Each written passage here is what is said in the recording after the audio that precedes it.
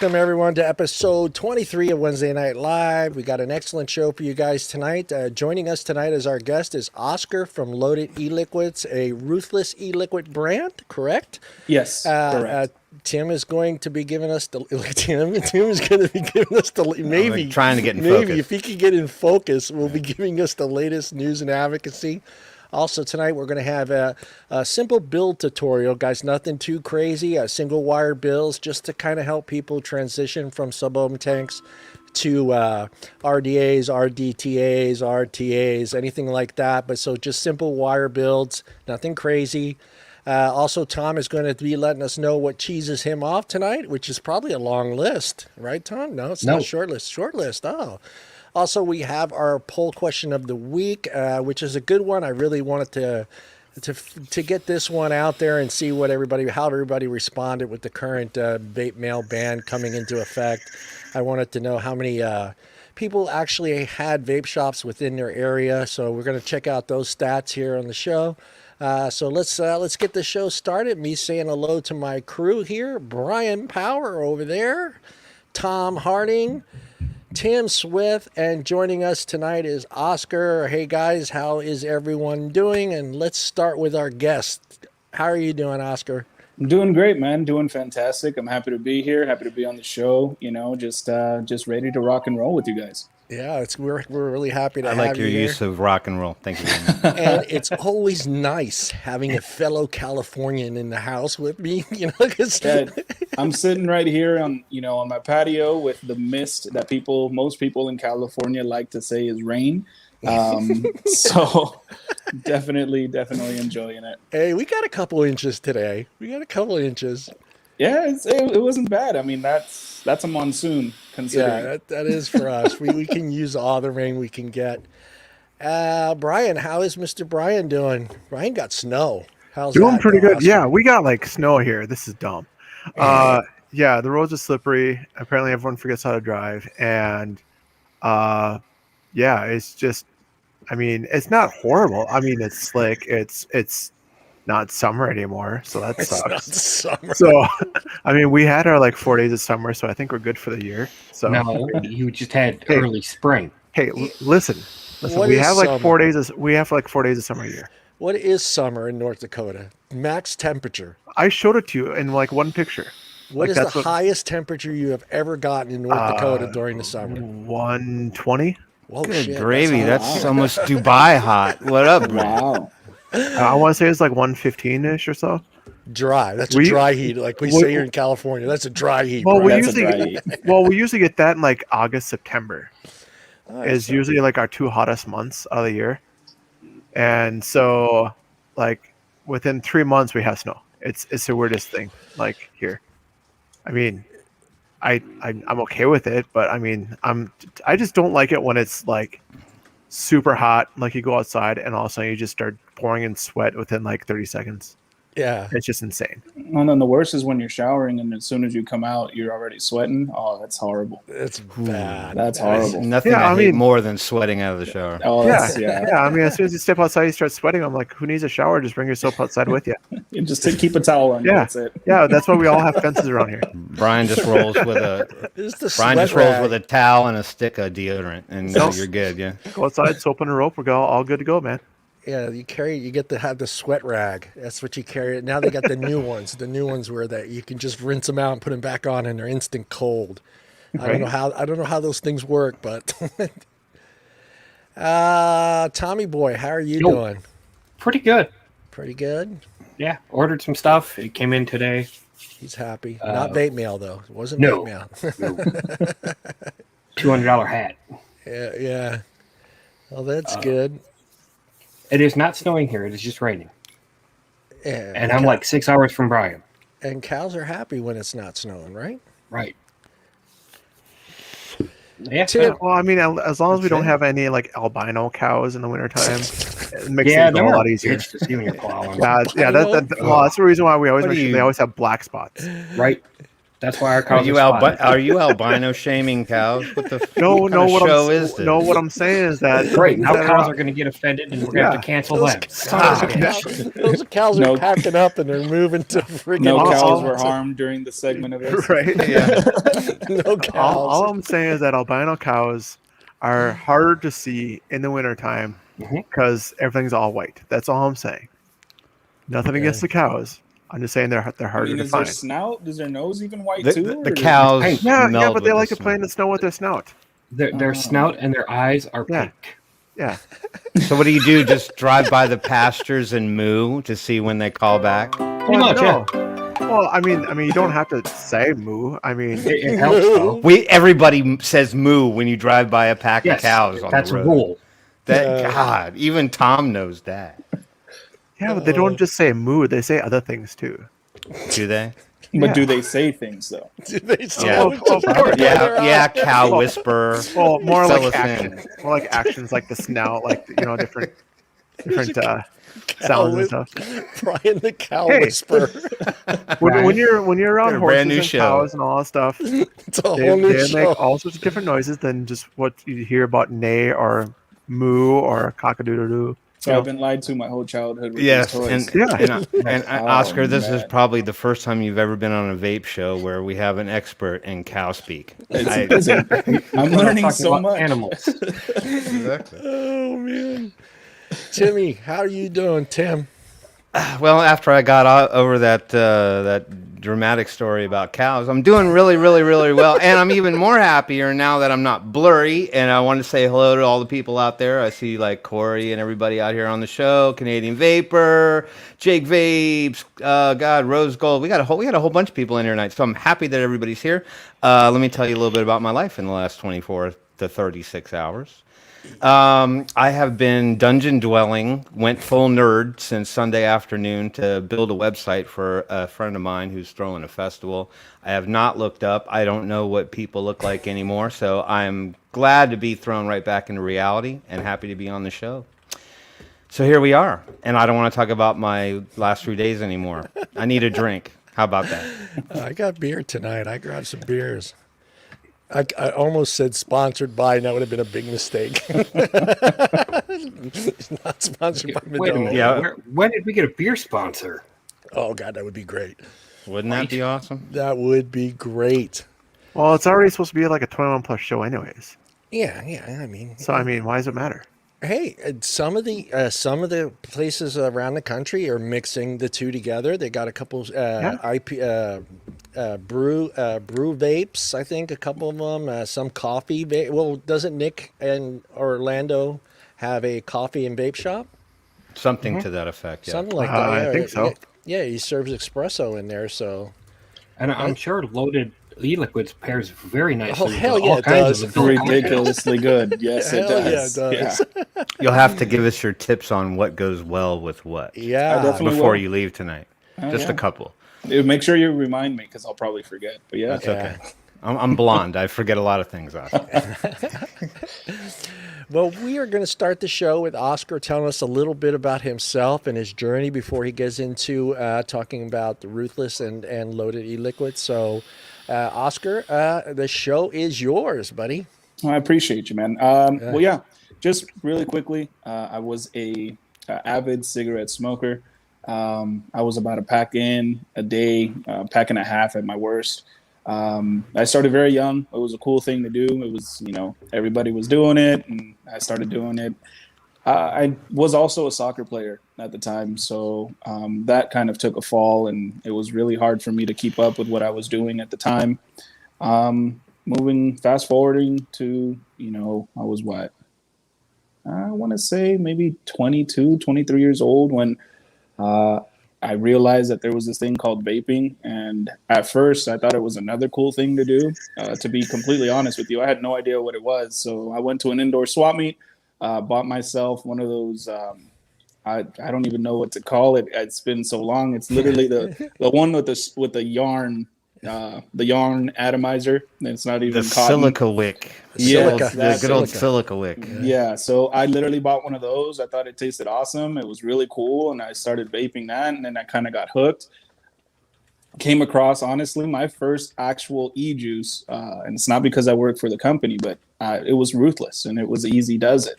That was the first e-juice I bought. It was the first time I ever tried it, and then I found out once I started doing that a little more, that it's actually, not as harmful. It was actually a good health choice without me even understanding what it was.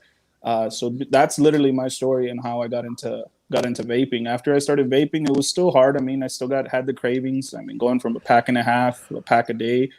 But slowly but surely, I was able to get off of them, and now I've been smoke free for almost 9-10 years. Oh wow, awesome, man. Yeah. Do you remember that first flavor? Yeah, Easy Does It, the strawberry water. Oh no, the one from the indoor swap meet. Yeah, It was cherry. it was Literally just cherry, cherry. straight cherry. Yeah, it was. We didn't have many never forget options, it. so. I will never forget it. It was cherry. I had a choice between cherry, banana, lemon, and I was like, I'm not a big citrus fan, and I don't feel like a flavor of banana should be something I'm inhaling, so I just went with cherry. There you go. Yeah. I changed my mind on that. Banana's delicious, but at the time I had no idea, so I just picked what I thought was safest.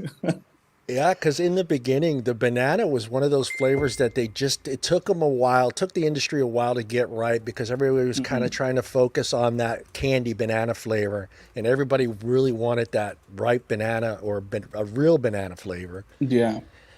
No, and just like chocolate too. Yeah, chocolate's chocolate. super hard to master, and but Loaded mastered it. We have a very fantastic couple flavors with chocolate in it. I think you froze a little bit. Are you frozen, or are you just happy to see us? He's frozen. He's frozen. It's probably just a packets issue. As long as he can hear us and he can talk, who cares? Yeah, I if can hear he's you got guys. his- Can you guys hear me? Yeah, we you're hear you fine. perfect. It's We just hear your you your video I hope image I'm is not frozen. I hope I'm not frozen in like a weird face. That always happens. Well, No, we're no, well, no, first of all, no. we won't tell you if it's going to be a weird phase or not. We're just going to go with it. Let me see if I can remove you and bring you back. Screenshot that, everyone. Screenshot that so Do we it. know Brian Screenshot wasn't lying. Oscar's look, so we Everybody can post. and those in the crowd, screenshot that to prove that we're not lying when we do show them the screenshot. Oscar, I am going to screenshot that, and I'm going to post that on my Instagram tonight. Do it. Yeah. Do it. Hold on, let me see if I can bring you back in. There he is. Let me see. Came back as a black screen. He came back, and yeah. Now he's still. He's like, yeah, he's. There he is. There he is. We got Good? him back. We got him back. Yeah, we got you back. Yeah, banana. It was funny because that was the way it was like 9 years ago, 10 years ago. It was just your single flavors. No one really got into starting to really mix the stuff together and try to make these flavors that we have today. And it's surprising that a lot of us were able to transition on basically one flavor for most of us. I don't know, Tim, did you start basic with one flavor? Because you're Yeah, I mean, to be quite honest, frank with you, I mean, I think I probably started on some kind of a garbage tobacco flavor, and maybe like a cherry or a berry or something. It was blue, it was blue. No, I don't mean it in color wise. I mean product. It was BLU, blue, and I don't okay. remember. There was only like 4 flavors. I think maybe 5 max that you could pick from at that time. So like cherry was one. Why does it always happen to Oscars? Menthol. Also, it's funny because I've done a couple of these shows, and I guess I get frozen and I don't even notice. On my end, I'm good. I'm over here talking, doing my hand gestures, and He's I packet get lost. text messages. Yeah, that's what it is. Sometimes you Right just now, need to move Oscar is closer like to the visual router. representation of like what it's like to be at the drive-thru at McDonald's and order. You could try. See, he can hear us now. Yeah, you could try. Are you hooked to the Wi-Fi in the house, or? Yeah, I'm hooked to the Wi-Fi. Yeah, sometimes it helps to get closer to the router. Let me see. But you're good right now. You're All good right. right now. Okay. Yeah. I was going to. You can go ahead. Well, I was going to go into some questions, but talk a little bit about Ruthless and the history of the company and how everything got started, and so people can get to know the company a lot better. No, and, of course. And I let everybody realize that this is one of the OG companies out there, guys. So they've been around for quite some time. So This is great to hear from these guys. And tell us a little bit about Ruthless E-Liquids. Yeah, of course. Well, 2011, two guys named Alan and Ramon, they decided to fill a void in the market. About around that time, there was already some type of vape, some type of e-juice coming in.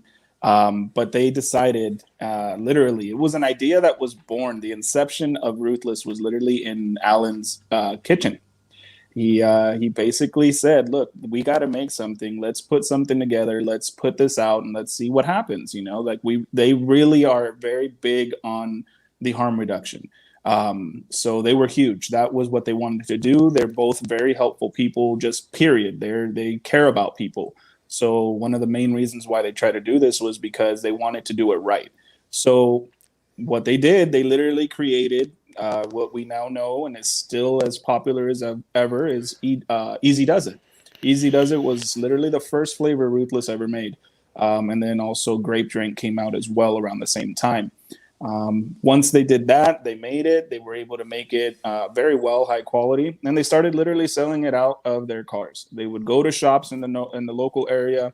They started selling it to people. People started buying it. It became like wildfire. People started buying it everywhere.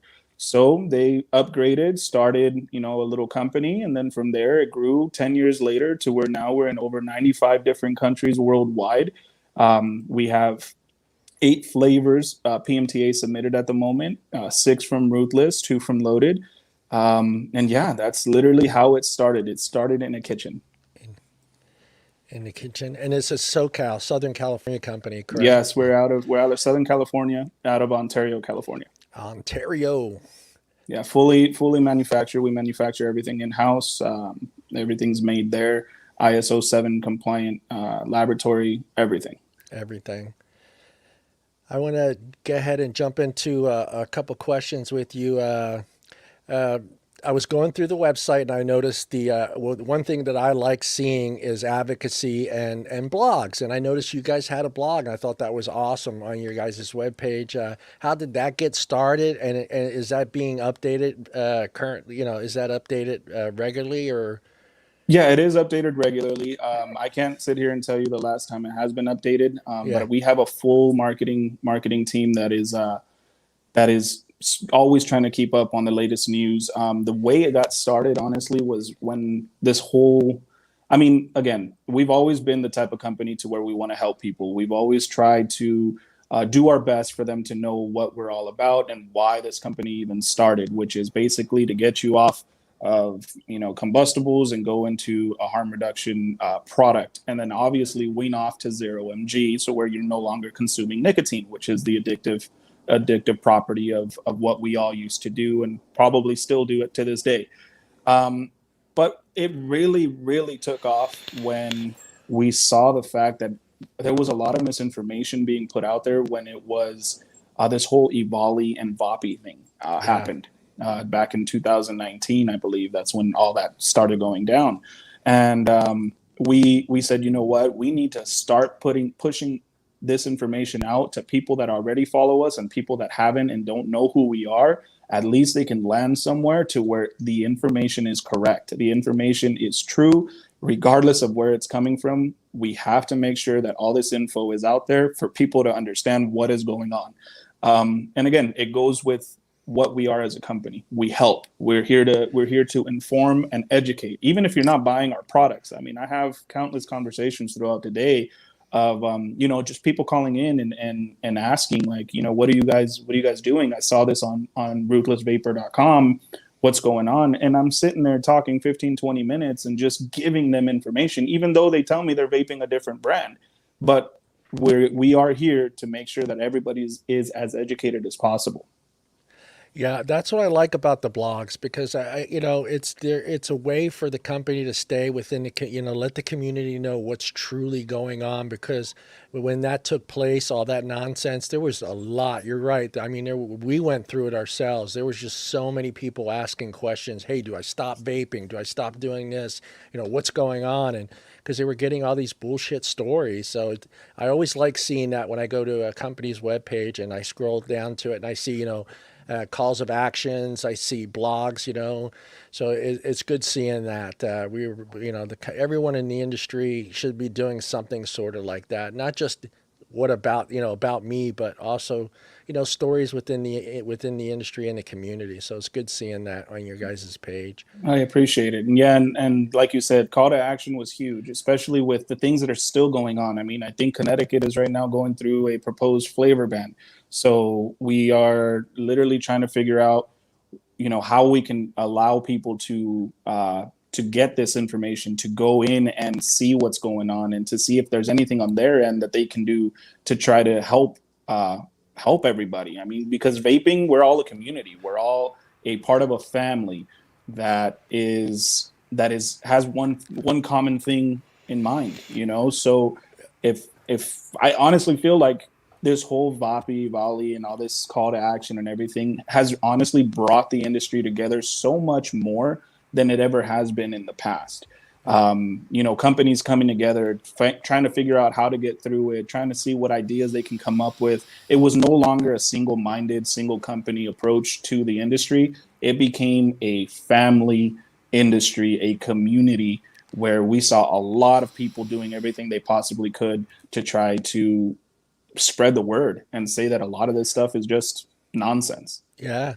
Even with the PMTAs, I mean, a lot of companies that, started helping each other out. And that was just amazing to see that, it's like, hey, yeah, you're my competitor, but we need you in the industry. We need you with part of the community. That's, so it was very cool seeing other e-liquid companies helping each other out to make sure they got the PMTAs filled out right and properly, which, I mean, you don't see that in any other industry. It's 100%, and I don't think they were ready for it. I don't think they thought that this whole industry was going to come together like they did, and that was their mistake. That was the mistake that was made, to where they kind of undermined us. They didn't really understand what was going to happen. Yeah, well, we had what's her name on, and she let us. Was that Amanda or Brian? I can't remember who came on and told us how large that number was, how many people filed, how many millions of pages were filed. It was insane. Yeah, AVN. Yeah. I was gonna say that was Shar and Amanda, I believe. Shar and Amanda, that's right. Yeah. I had a question. Because Oscar brought it up. So you mentioned the whole thing in California with the potential vape ban. What some people here on the show might not know, well, all of us know, but maybe people watching in the show. And great story, Canadian Vapor. Thank you for sharing your story. Yeah. We know that there was, in effect, a bit of a petition referendum in California, right? So the proposed vape ban, which was supposed to start in January, actually got pushed now to the public vote, which is supposed to happen, I believe, in 2022, or is it ended? Right. So my question to you is, what is Loaded doing, or Ruthless Loaded doing to essentially like perpetuate that? Because here's the thing, the vaping industry typically is not known for having a ton of money to push drives like that. So now that you've got this, well, potentially big window of time to prevent that from happening, what's your all's approach as a company, looking at trying to get people on board? Not only just the vapors, yes, we're on board, but you have a public at large. Well, I appreciate the question, and I want to make it super clear. When I say Ruthless and Loaded is one company. We are one company. So we have Ruthless and Loaded, two completely different brands, but it is still made by Ruthless Vapor Corporation. Right. So just kind of going out there, letting people know in case they didn't.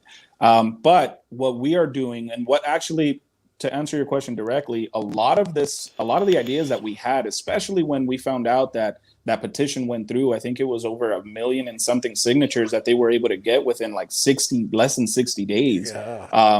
And it went through and it got approved, and they pushed it back out to the 2022 public ballot, like you said. We were ready to hit the ground running. We had a lot of ideas on what we were going to do, but then guess what? COVID happened. We were no longer able to really go out there and physically show any type of presence with a lot of the companies and shops and people that were on board with our idea. I can't really spill too much on it because it was something that we're really still hoping that we can still do. But it is something that really it made it difficult. Right now, we just have to rely on our social media presence. We have to rely on Twitter and Instagram, and making sure that anybody that needs information, we're putting it out there. We have YouTube channels. So we're still trying to disseminate information, and also working very closely with businesses that have been with us for a long time. Making pamphlets, giving them out, making sure that people are trying to spread the word as best as possible within the confines of the restrictions that are going on right now. Awesome. Yeah. Okay. Your company is like I said, your company is one of the OGs in the industry, and you have seen many companies come and go over the years. What would you say separates you guys from those other companies that have just went bye-bye? Well, to start off, Ruthless from the get-go was a very big trendsetter in the industry. We were trying to, as a company, make sure that we stood apart from, and I'm talking about visually. Visually, Ruthless has always tried to be this urban, this at-home feel for a lot of people in Southern California. We understand you. We're from the same place. So with that being said, moving this, we fast forward to now, maybe even 4 years ago, Ruthless decided to change up the strategy, change up the marketing, change up how we are doing things, because we were aware back in 2016 about the pre-8.8, about all these new restrictions coming out. So we made a complete switch. We said, you know what, we're in this for the long game. Let's prepare now, for which was supposed to be a May 2021 date for PMTA, which got rolled back almost a whole year to be able to. Now we had to file in September. So with that being said, Ruthless became a long game company. We're in this for the long haul. We started seeing, okay, what can we do now that's going to help us 5, 10, 15 years down the road? So everything we've done since 2015, 2016, doing the brand changes, doing the marketing changes, it's all been a slow step-by-step process to make sure that we're in this, to be able to, like just recently, to be able to file for PMTA. I mean, that money just didn't come overnight. We had to prepare for that. We had to make sure we had that. And especially since we got that time crunch, we really put our, boots to the ground and made sure that we had what we needed to stay in the game. Yeah. Yeah. I mean, you guys have seen, especially out there in SoCal, you've seen a lot of companies come and go. Yeah. And then we have some of the best marketing out there. I mean, we've seen so many people try to copy our brand, copy our image, copy what we're doing as far as marketing. I mean, even in the vape conventions, we're the ones that started the trend of big, raunchy, over the top booths. I mean, that wasn't seen before. And Ruthless came out with that. Now we don't do that, obviously. I mean, things have changed. Yeah. But I mean, we're trendsetters. That's what we've always been. We've always been about pushing our brand, pushing our image, and making sure our marketing is incomparable to anybody else. Well, if anyone goes to your Instagram page, I've followed you guys for many years. You guys have stayed true to the SoCal image, the look, the style, everything about SoCal. And I like that because that's where the brand is from, and that you represent the Southern California. And it's nice to see that you guys kept that, with who you had doing your pictures and where your pictures were being taken and how your bottles were being represented. And it's always been that SoCal look, the streets, it was very cool. I and it's okay. I mean, it's okay to have that, it resonates with so many people, even if it's not SoCal. People resonate. People feel like they're part of something when they're buying our brand. That's the feeling that we're trying to give, that you're becoming part of something. You're not just buying a juice. You know what I mean? Oscar, do you ship to Ontario, Canada? We do. We ship to Ontario. We ship to Canada. Yes. Yes, they do. Yeah. That opened up 2 years ago. So I think has it been 2 years, guys, when they opened up Canada back up again? Is it? Yeah. God damn, time flies. And we have also Canada compliant labeling as well. They just changed it maybe half a year ago. Gazette 2 came out, which is the compliance that's out there right now, and we're completely compliant. Yeah. So I got a little story for you, actually. You got a story? Yeah. Is it about cows? No. Well, No. That music is epic. So like the first vape shop like I worked at, I was working there part time, and when I started working there, they had, this was back in 2015, I want to say, and they had the juice in there. It was the Ruthless E juice, like first came out, and I've never had it before, but that was like one of their major sellers that they had, and we kept that juice on there for as long as we could. Like the ones that we had on hand were Easy Does It, Jungle Fever, Swamp Thing, Slurricane, like just those ones. And then there's a tobacco one in there. I think it was one of the tobacco ones you guys had too. Anyways, but we sold that constantly. Well, then the whole boom hit, and there's all sorts of different liquids that coming out and all that stuff. And then what happened was I went to some shows, and there's a juice on there. It was loaded, the glazed donut when that first came out. Yes. I'm like, this is awesome. I'm like, I have no idea who this is. Here, our same rep from our Ruthless was actually the one that we had contacted about getting the loaded in now too. Yeah. And I'm like, I didn't know that they were together, and it was pretty fantastic. That I'm like, well, it's kind of had everything come full circle all over again. I'm like, this is actually pretty cool. These guys are going to be sticking around for a while, and they're very innovative and always trying to come out with something new. So it's pretty appreciative from a shop standpoint, and so I thank you for doing that. No, of course. And then to touch on Loaded itself. So Loaded became something. I believe it was 2014 or 15. The industry was 15 mLs, 30 mLs, 60 mLs, and then Loaded was born with glazed donut, like you mentioned, and also s'mores, which those two flavors are still in the line. And Ruthless said, you know what, let's put out a different brand. Again, trendsetters, again, trying to separate ourselves from the pack.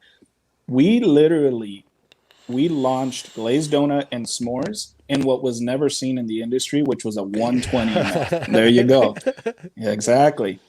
So we literally launched Loaded in a 120 ml.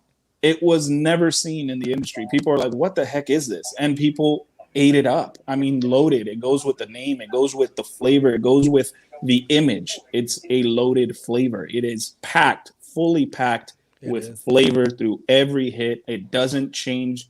It doesn't change as you're hitting it. It doesn't burn out coils like any other dessert flavors. It's literally a one-of-a-kind thing. And glazed donut, it just flew. And ever since then, we started adding to the line, which right now I believe we're at 13, 14 flavors on it. Wow. Actually more. I think we're at like 16 or 17. Now the full line of it's Ruthless Rewind, right? Loaded and then Overloaded are the four brands, correct? Right. So Ruthless Rewind, it was a limited edition. It was a limited edition product. So what we try to do with that, we tried to we had a lot of requests for those three specific flavor profiles, which used to be like the cereal line. So we brought that out for a very limited time, and it sold. And okay, cool, we're no longer making it. And then Overloaded, it is a kind of a sub brand, you can say, of Loaded, which it still stands on its own, and it's a full 3 flavored custard line. Oh, okay. Which also, that one is extremely amazing. It goes with the full flavor of what Loaded already is. So we have expanded on that. Yeah. Strawberry jelly donut and s'mores. Yeah, those are fantastic. Strawberry jelly donut's one of my favorites because you can really taste the pastry. That pastry in there is full, and then it's a very light but full strawberry, if that makes sense. It doesn't overpower, because some strawberries can kind of overpower. You can literally taste everything. You can taste the jelly, the strawberry, and the donut, and even like the white powdered sugar that's on that, like that's on there. It's amazing. You might talk me back into desserts here by the end of the show. Then I'm doing my job. That's what I think.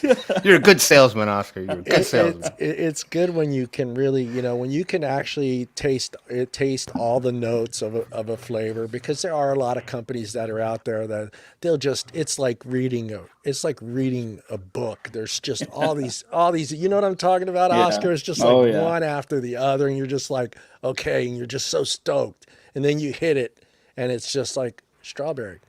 Yeah, you taste nothing of what you read. Yeah, I know. I've had those experiences myself. It's Well, I like, think I mean, that's really a big part of a vapor's journey, right? Because yep. that's kind of the selling point, right? I mean, yes, it's healthier for you. Yes, it gets you off the cigarettes, and that's the meat of the pie, right? But then it's really about the flavor, because once you lock on to flavors, that is really the saving grace, and it's almost literal. Well, for some, for myself, it's impossible to turn around and go the other way. So, people are always saying like, "Hey, what's a good e-liquid that's like really strong on flavor?" And Yeah. Yeah, I there you appreciate go. that. Ask no appreciate it. more. Yeah. Tommy Boy's got a question. Yes. Tommy. My question is pretty simple. I've never tried your lines, any of them. What would be good ones to start with? Ooh. Well, I'm gonna ask you, what do you prefer? Because we have a flavor that fits all. Yeah. Starting off into the fruits and desserts right now. Fruits and desserts. Yep. So, out of fruits, I mean, what is something that you predominantly like? Is it you like strawberries? Do you like grapes? Are you more of a tropical? It's easier to say what I don't like, which is mango. Mango. What? I Okay. don't And menthol. understand that. I don't Those are the only two understand things I that. really don't care for. So mango and which one else? Menthol. Menthol. Okay, so then we have a mango, and that's antidote on ice. So that one's not, because it's a mango and a menthol. Right. That would be for but Tim. honestly, if you are Yeah. completely open and you're someone that is just willing to try something, I would honestly recommend the two of the newest flavors that we released outside of the States, which is red and gold. That'd be something. But if you want to stay PMTA, which is what we need to do, it's going to be one of our classics, which is Easy Does It. It's a strawberry watermelon, and it's unlike any other. A lot of people have tried copying it. A lot of people have tried doing that same flavor combination. You've seen it and you've heard it and you've probably vaped it before. But if you've Probably. never tried us, you'll never go back. It's something that is literally phenomenal. And I say that because I'm biased. That was the first flavor I vaped, and ever since I tried it, nothing else is compared, and it's never changed. So it's definitely something I would try to go with you on, and Jungle Fever as well. Jungle Fever is citrusy. Well, I know what I'll be doing Friday. Yeah, that's a good one. I'll be And then placing for an order. dessert, you can't go wrong with our glazed donut and with our s'mores. S'mores is exactly how you hear it. It's literally a campfire in your mouth. It is insanely good. And glazed donut, it's literally a fresh donut covered in glaze that just came out of the oven and went into your tank. God damn Like, it. it is insane. So I it's can like, vouch for that one. it's like a Krispy Kreme original donut. Yes. If you Yes. are a fan of Krispy Kreme, then yeah, it's gonna be like a Krispy Kreme glaze. Okay. Like Yeah. when you go to the store and you watch it being made, and that's the one you get, then yeah. But if you're Okay. going to the drive-through and you don't know what you're getting, don't compare it to our glaze. Okay. Like intense Well, berry, blueberry. I definitely know what I'll be getting on Friday. So thank Yeah. you. Yeah, of course. Yeah, with s'mores, I was actually really impressed just because I'm not a big chocolate fan. Same. Right. And so when I tried that, I'm like, this is a nice, like, mellow chocolate. And then, like, Mellow. it's a faint, like, chocolate. But you get more of the graham cracker and you get more of the marshmallow in there. And then you get the hint of the chocolate. So I'm like, that's why I was pretty impressed with it when I tried it when there's a big show in Chicago in 2016, I think it was. Yeah, it was around the time we released it. Yeah. Yeah, and I think it just came. Yeah, it just came out then because that's when I got my first bottle of it, and I tried it on the floor, and I was really impressed just because of how mellow it was, and how well it vaped, and how well it tasted. And so I was like, well, so I ended up getting a few bottles. I got the glaze because I had liked that from before, and then Mhm. the s'mores, and I brought those back, and then we ended up getting more for the shop. So it's No, pretty I awesome. appreciate that. Cookie butter sounds delicious. Yeah. it Cookie does. Cookie butter is in the loaded line. Yeah, it is a I am- non-PMTA flavor, but it is on the loaded line. Eh. But to tell you a little bit about s'mores, our process when we're making flavors, it is something I've never experienced ever. They literally do like we have, before a flavor comes out, we literally have testings after testings after testings after testings, and it's literally the people that work there. Yeah. We all have a say, and we vote on the flavors, you know. And when s'mores was coming out, I wasn't with the company at the time, but the process has never changed. They literally stayed on that recipe and sat on it until the chocolate was right, until the chocolate was right where it needed to be. And that's why s'mores has become one of the best chocolates out there. Well, one of the best flavors with chocolate in it. Yeah, the s'mores is really good. I've had that one a couple of times. I had a bottle, 2 bottles of it, but my son likes to steal stuff when the dad's not around. So when he comes to visit dad, he just grabs stuff. Well, I'll tell you guys what. Each of you send me your addresses and send me what flavors you want, and we'll send them out to you. Sounds good. Awesome. Thank you, Oscar. We Really? appreciate That would that, be Oscar. amazing. Yeah, whatever you guys want to try, let me know, and I'll put it through, and you guys will receive it. Let me We'll get- actually go through them on the show too. Yeah, yeah. Let me go. Yeah, get yeah, to- we'll do. Yeah, I'll pick Yeah. one or so that I. Well, yeah, we'll have I'll you go. back. I'll get We'll out have of my you back. comfort zone. How We'll about have you that? back on while we do it. No mango menthol for you, Tim. No mango menthol. Tom, you know damn well Tim, I'm not I don't- asking for that one. Yeah, I don't. Huh, Tim? How can you not like mango? What is? Well, he is from Wisconsin, so Yeah. I kind of get. There's no mangoes in Wisconsin. Yeah, there's no. That's the problem. But I don't even know what the hell a mango looks like. But Tim, somehow the son of a bitch puts pineapple on his pizza. So I don't understand that. You know what? Am I frozen? Because I hope I am. Yes, you are. I hope you're busting out loud like Oh my god. wicked faces. Wait, I had another question though. I had ahead. a question because Go ahead. and this is a rewind going back to a bit of Oscar's story, and I don't know if I heard this specifically. How exactly did you get involved with Ruthless Vapor? Like, what was your venture? Like, you were a soccer player, a smoker, a DJ. You did all these other hodgepodge of things. Like, what led you to Ruthless? To be completely honest, I was looking for a change of pace. I was looking for something that I am passionate about, which was at that time, one of the things was vaping. And I took a shot and I was like, you know what? Easy Does It is what literally started my journey when it comes to, me transferring over to vaping. And I said, you know what? Let me see if I can work for this company. I really believe in what they're doing. I really enjoy at that time, the image that they had. And I said, let me apply. And they were looking for, some sales reps, and they were starting a new department, and I applied and I told them my journey, and I let them know, why I wanted to work for them. And I did, and they hired me, and that's how I got in, man. It was a blessing in disguise. It was really awesome, and it's been one of the best decisions I've made for my life. I mean, since I started working for Ruthless, I've gotten married, and I have a wonderful 18-month going on 19-month-old daughter now, and it's all because Congratulations. thank you, and it's all because of the stability that Ruthless has provided for me and my family. I mean, it's been amazing, and the whole thing. I'm not saying this because I work for them, and honestly, guys, like. I can sit here and tell you that they truly are a family. It is a family. It is something to where they have your back, and they understand that we're all people, and they understand that things happen, and they understand that not everyone is going through the same walks in life, So with that, I couldn't be happier working for Ruthless.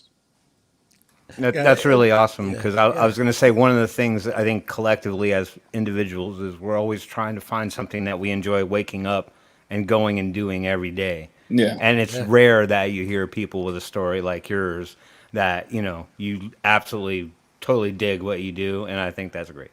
Yeah. And aside from the job, I mean, a sales job's a sales job, but it's the people I work with. It's the company that I belong to that really, really make it easy. It's amazing. Yeah. Yep. I know you technically cannot say it, but you have a product that's helping people. I know you're not, No.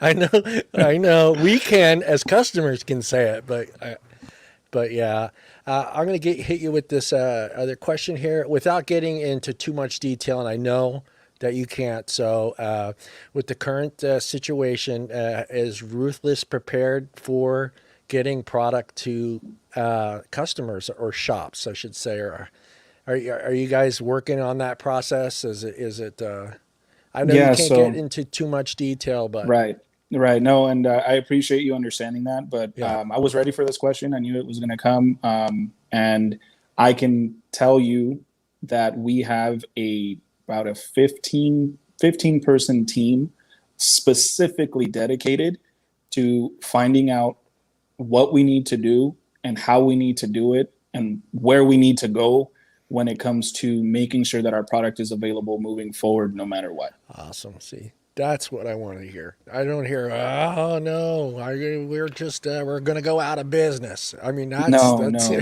we're in it for the long haul. We've been thrown. I mean, this industry has been thrown so many different curveballs, shoot. and we've been hitting each one with stride. And this is it's just something else that Ruthless is going to overcome, as well as Loaded, to make sure that people can still buy our product. We're not going anywhere. Yeah. Like I mentioned, we're Yeah. we're in it for the long game. Yeah, and that's good because I know there's a few companies. There's not a few companies. There's a lot of companies right now. People need to understand it. Just scrambling, trying to figure out a situation to get their product out there, and there are a couple out there that have just pretty much have given up, and it's like how did Joe state it last week? It's just weaning out. You kind of know who's in it for the long haul now because with what's currently going on, you can tell the companies that are in it for the right reasons, and not just in it for the money grab anymore. Because now it's you're having to find different ways to get your product out there to the customers, and I'm glad to hear that you guys are working on it and. The Ruthless line will be on the shelves. No, 100%. And if it's any more information I can give, I mean, we are still hiring. Even through all of this, we are still expanding. We're still growing. We've managed to be able to get a good foothold in, being an international company that allows us the basic, honestly, to be completely honest, financial backing to be able to go through everything we need to go through here in the States. Yeah. So we've been very blessed as we've grown, and it's really helped us be able to kind of mitigate and figure out where we need to really pull all our resources and try to figure out how to get through everything. That's how it's been since 2016 and now. I mean, that's just how it is. You brought up the international stuff. How's that been working out for you guys? I mean, I know desserts are huge in the UK, and is the brand? Are you that far out? Are you shipping to the UK? We ship. I can't even name them off the top of my head. So many. We just had a little powwow when it comes to our 10-year anniversary, because this year is our 10-year anniversary. Oh, we've been a company for 10 years. We're in over 95 different countries, almost 100 different countries. UK being one of the biggest ones that we're in. Germany, Switzerland, Australia, New Zealand, the whole Middle East, like Dubai, UAE, Kuwait, Ukraine. But we're everywhere. And that, like I said, that's just what we're very proud of. We're proud of growing, and that we're still growing. And 2 guys in the garage in SoCal. Two guys. That's awesome. That's awesome. That's how good companies start. I worked for one for 16 years, and they literally started out of a garage. Yeah. That's how Amazon started. Yeah. And what's crazy is that as big as we've gotten, I literally have the owner's cell phone number in my phone. That's like good. he is accessible. He went to my baby shower. He's one of the most humblest, nicest guy ever, and there's no doubt that his company was going to be as good as it is with someone like that being one of the owners. Yeah. You guys got any questions, Tom? Tom, you got another question? Tom, you are going to vape mango, damn it, and you're going to do it No, live. I'm not. Rose said it right there. I seen that, and Yeah. I have a list of 6. I'm trying Six to you narrow it six down. six you don't like, or 6 that you'd like 6 to that I want to try try. Well, that have Tom- mango. I'm trying to narrow it down. Tom, You know what? Rose hit the nail on the head. Our rage is amazing. It's a Fiji apple with a mango, Sounds and good. Yeah, it's not, it Tom. is, it is Just- insanely good. Just pretend it's like one of those ninja blender concoctions, Yeah. and they throw kale and all kinds of like rhubarb. They throw rhubarb in there, and then you drink it, and you're like, "This is the best stuff I ever had in my entire life." Just pretend it's that shitty pizza with pineapple on it that you eat all the time. No, I mean, are you the type of person that are you like a texture or visual person when it comes to food? Like if you don't like how it looks or you don't like the texture of the food, you won't eat it. Both actually. If it don't look good or smell good, I ain't touching it. You're missing Nope. out on a lot. I would. If we Yeah, could, I but- would love to have Tom's mom on the show so we can ask him what he was like as a baby. Usually I pushing was his, pretty pushing good, his He was Actually- the finickiest No, eater ever. I really wasn't. I would eat anything. Never had a pushes problem eating peas. vegetables at all. Well, Nah. Tom, The actually, only food I don't like is liver. Ugh. well, I don't the only either, so one- I join you in that. I Hoorah. for a long time when I didn't like a honeydew for a long time, and then I forget what brand. Finally, I went and tried. That's the thing There's with different brands of honeydew. different companies honeydew. that make it. Honeydew's a mix honeydew. it- It's a fucking melon. Just, Yeah, I was gonna but say. it's just mixing it with other flavors that made me go back to it and try it, because it was just like some companies just like it would say honeydew with I don't know, like watermelon or some other flavors, and it just didn't go together right, or the honeydew was just so powerful. But then I forget what company it was. I don't want to name another company out, but I want to say maybe it was Kilo that I finally tasted their honeydew, and I was like, okay, I can vape this. It was, and what's the other one? I can never say the name. Lychee? What is that? Lychee. Or Lychee. lychee, whatever. Lychee. Lychee. But yeah, but now it's pretty much everything except. But if for, you like honeydew and you haven't tried it, we have a green apple honeydew. I have your green apple honeydew. I like that one. Yeah, There you go. yeah, I like that one. Yeah, but in the beginning, that was one of those flavors that I couldn't vape for some reason. And I just didn't like the way it tasted. I didn't like the aftertaste of it, or I just didn't think it was mixed with the right fruits or other ingredients with it. And but now I think that the only one is that lychee or whatever you guys want to call it. That's the only one I just can't handle. I can't handle it. Yeah, it's the floral element of it that just throws me off. Floral vapes just are kind of strange to me. I don't know. It's not part of my palate, but that's okay. That's an easy decision to say, okay, I'm not another one, pistachio. How do you know? Hell to the no on pistachio. That's all I'm saying. Yeah, I'm And not a fan of pistachio vapes. Yeah, I had one, and I'm like, good Lord, I might just quit vaping right now. I'm like, but no, it is. It's like it really is a journey. I guess that's a good question for Oscars. I would assume, is it all is all of the taste testing and that element that all stay internal to the business? I mean, I don't need the insider secrets to how you get to your recipes, but where does that start with the people in the lab settling on? Well, we're going to acquire this type of apple flavoring over another one or something. I don't work for a vape company, so I'm not sure how all that really works. Well, honestly, it all starts with our consumers. It all starts with the people vaping flavors. And something that I also want to put out there is if, we're always open for suggestions, recommendations. We're always open to give people what they're asking for. So to answer your question, we literally hear what the people are asking for. Yeah. We hear what they're telling us through our conversations with businesses, through our shows that we've been to, through everything.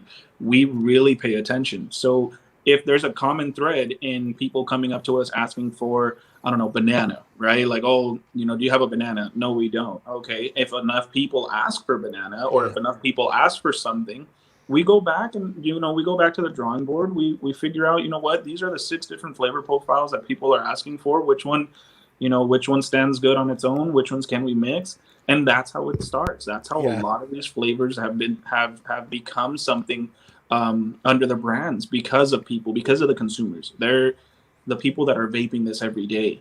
That's who we listen to a lot. They're very important to us. Yeah. Right. And obviously our businesses that we work with, if people are going in asking for something and they don't have it, and they're, we hear that a lot, or we hear something specific, that's how it starts. It all starts from the consumers, from the people. Yeah.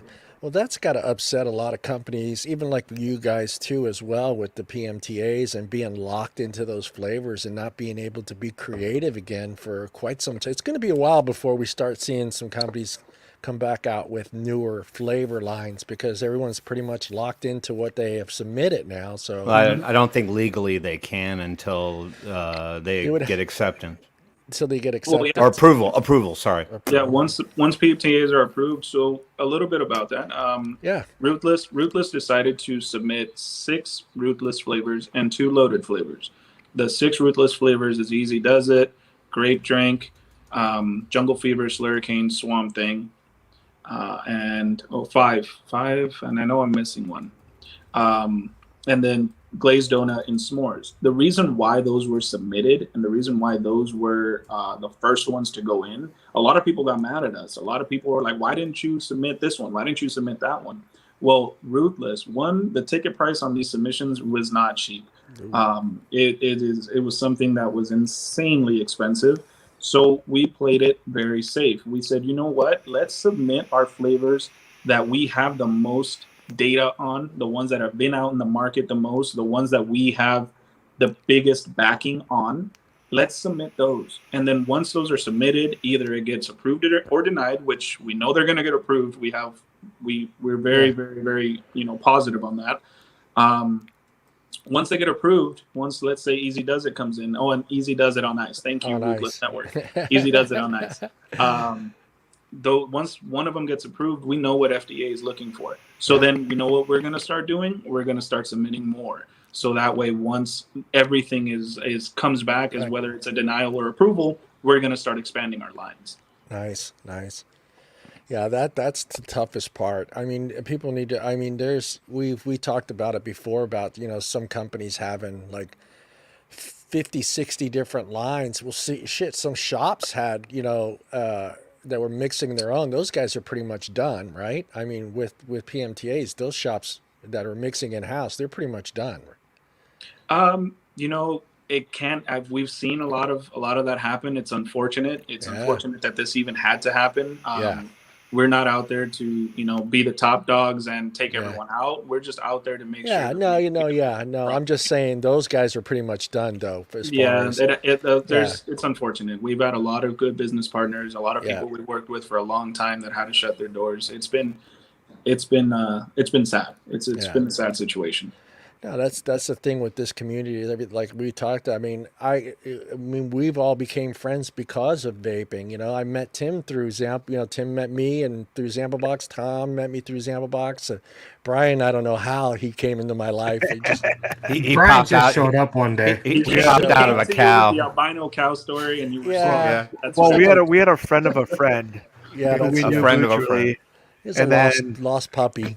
Yeah, and then that friend was in the vape industry, and then we would talk. Me and John would talk here and there, and then we didn't talk for a while, and then he started up the show and he started broadcasting it out. So I started tuning in, and then so I'm here. So I said, I got to get this guy. I got to get him on the show. I got to get him on the show. He pretty much yanked my arm. Well, that's the thing. Yeah, that was the thing we were talking about earlier when we were talking, you and I, Oscar, and just the shows. That's like the thing that I know because of COVID now this year again is probably not going to happen in a lot of places. But going to these shows, that was what the fun part of the community is, just getting to meet these guys. You know, some people that never see each other. You know, they've never seen each other until they get to these shows, and I'm gonna miss that. I know with COVID things may be different. You know, the shows. I'm not sure. I think we talked about. I think. What do you call it? Connecticut may be doing one, and I'm not sure if anything is even. I haven't checked the one for ECC. I don't know if they have anything planned, but there's one today, and hopefully those come back, because that's the best part of it, is just getting to these shows, getting to see everybody, getting to see the companies that you love vaping, and getting to meet everybody, and developing that friendship, and I think that's awesome, especially. You know, with other communities are, everyone's kind of closed-minded and no one's talking to each other. But this is a family. We're all family here, and it's Exactly. amazing.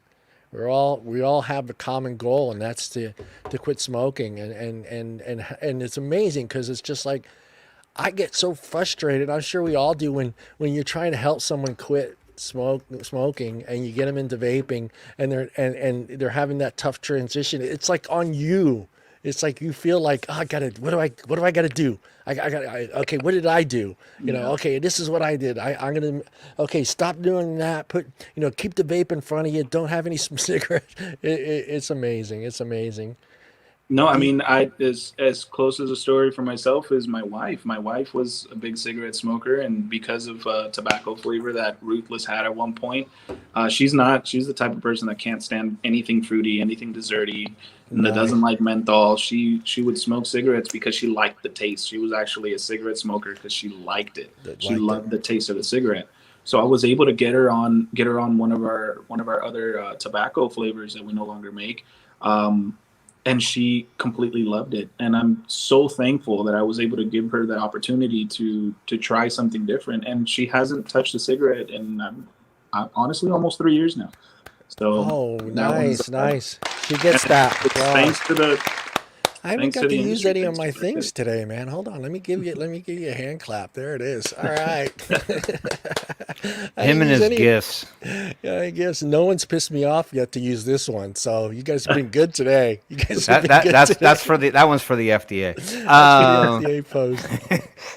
There was a question from Phil. He was asking Oscar if you guys have any merch for sale.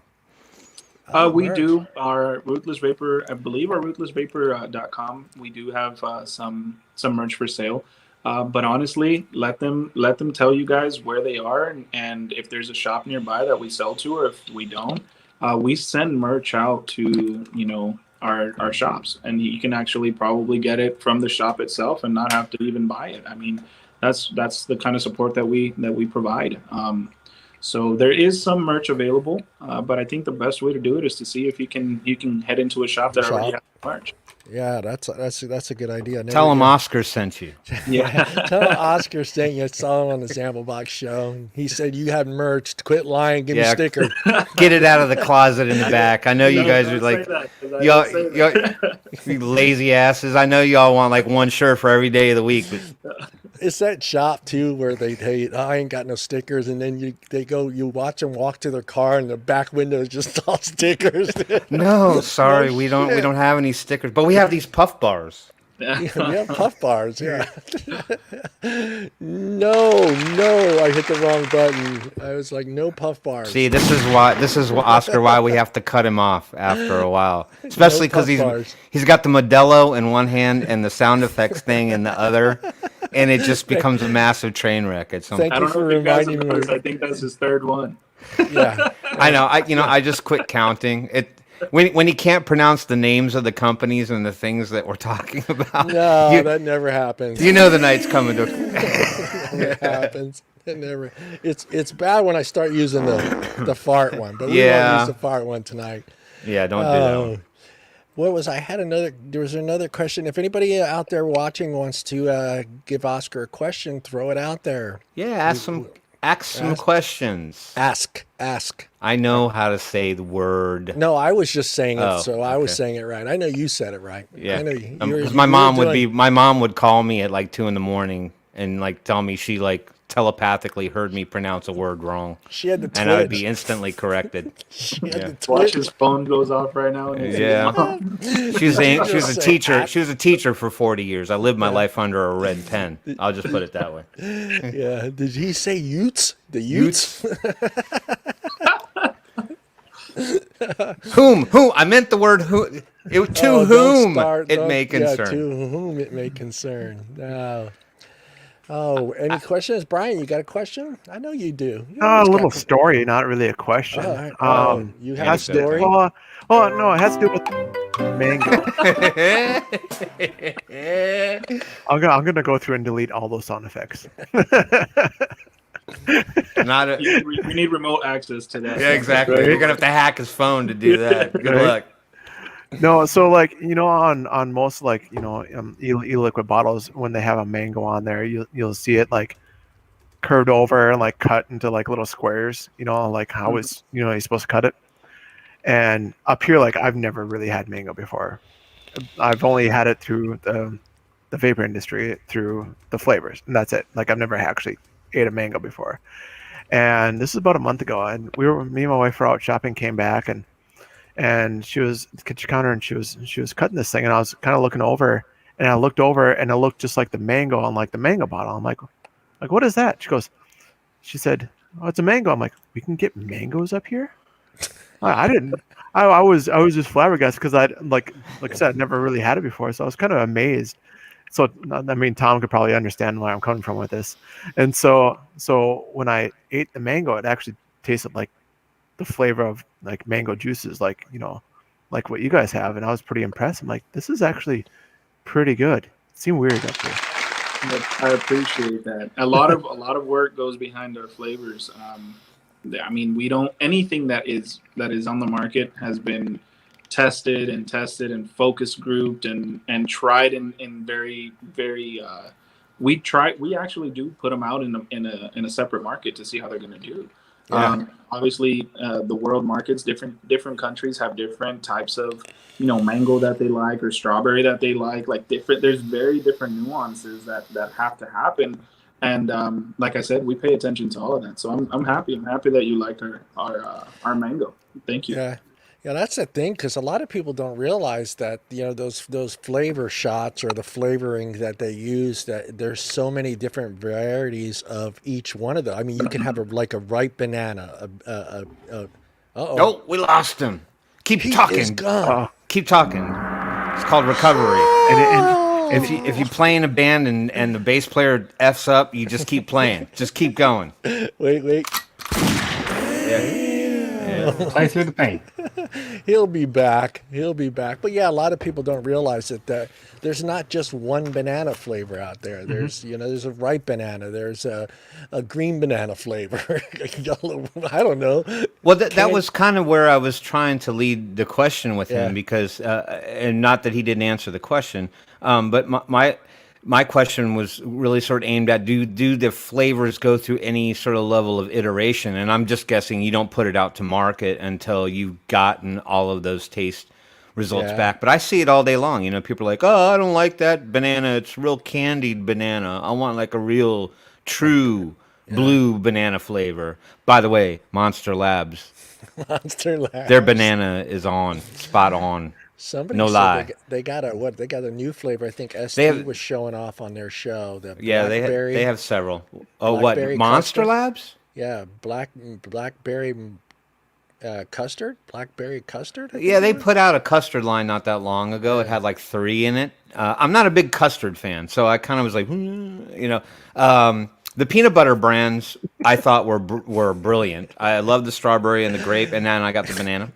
He is actually Tim is he's in disguise. Tim is actually the lead singer from I won't do it to you, Tim. Skidmark, the band Skidmark. It's from Skid Row. That's all. No. That's all we're gonna say. You know what? No, and it was a great joke until I started to really understand who he was as a person. As a person. And that has made it terribly difficult for me to be like, okay, yeah. So funny story, and it's off topic from vaping, but I was at a show. I was at a Sebastian Bach show, and it Yes, and it was a local show. And at the end, we were all hanging out in the front part of the bar, and the band was hanging out, but he bolted. I don't know where he went.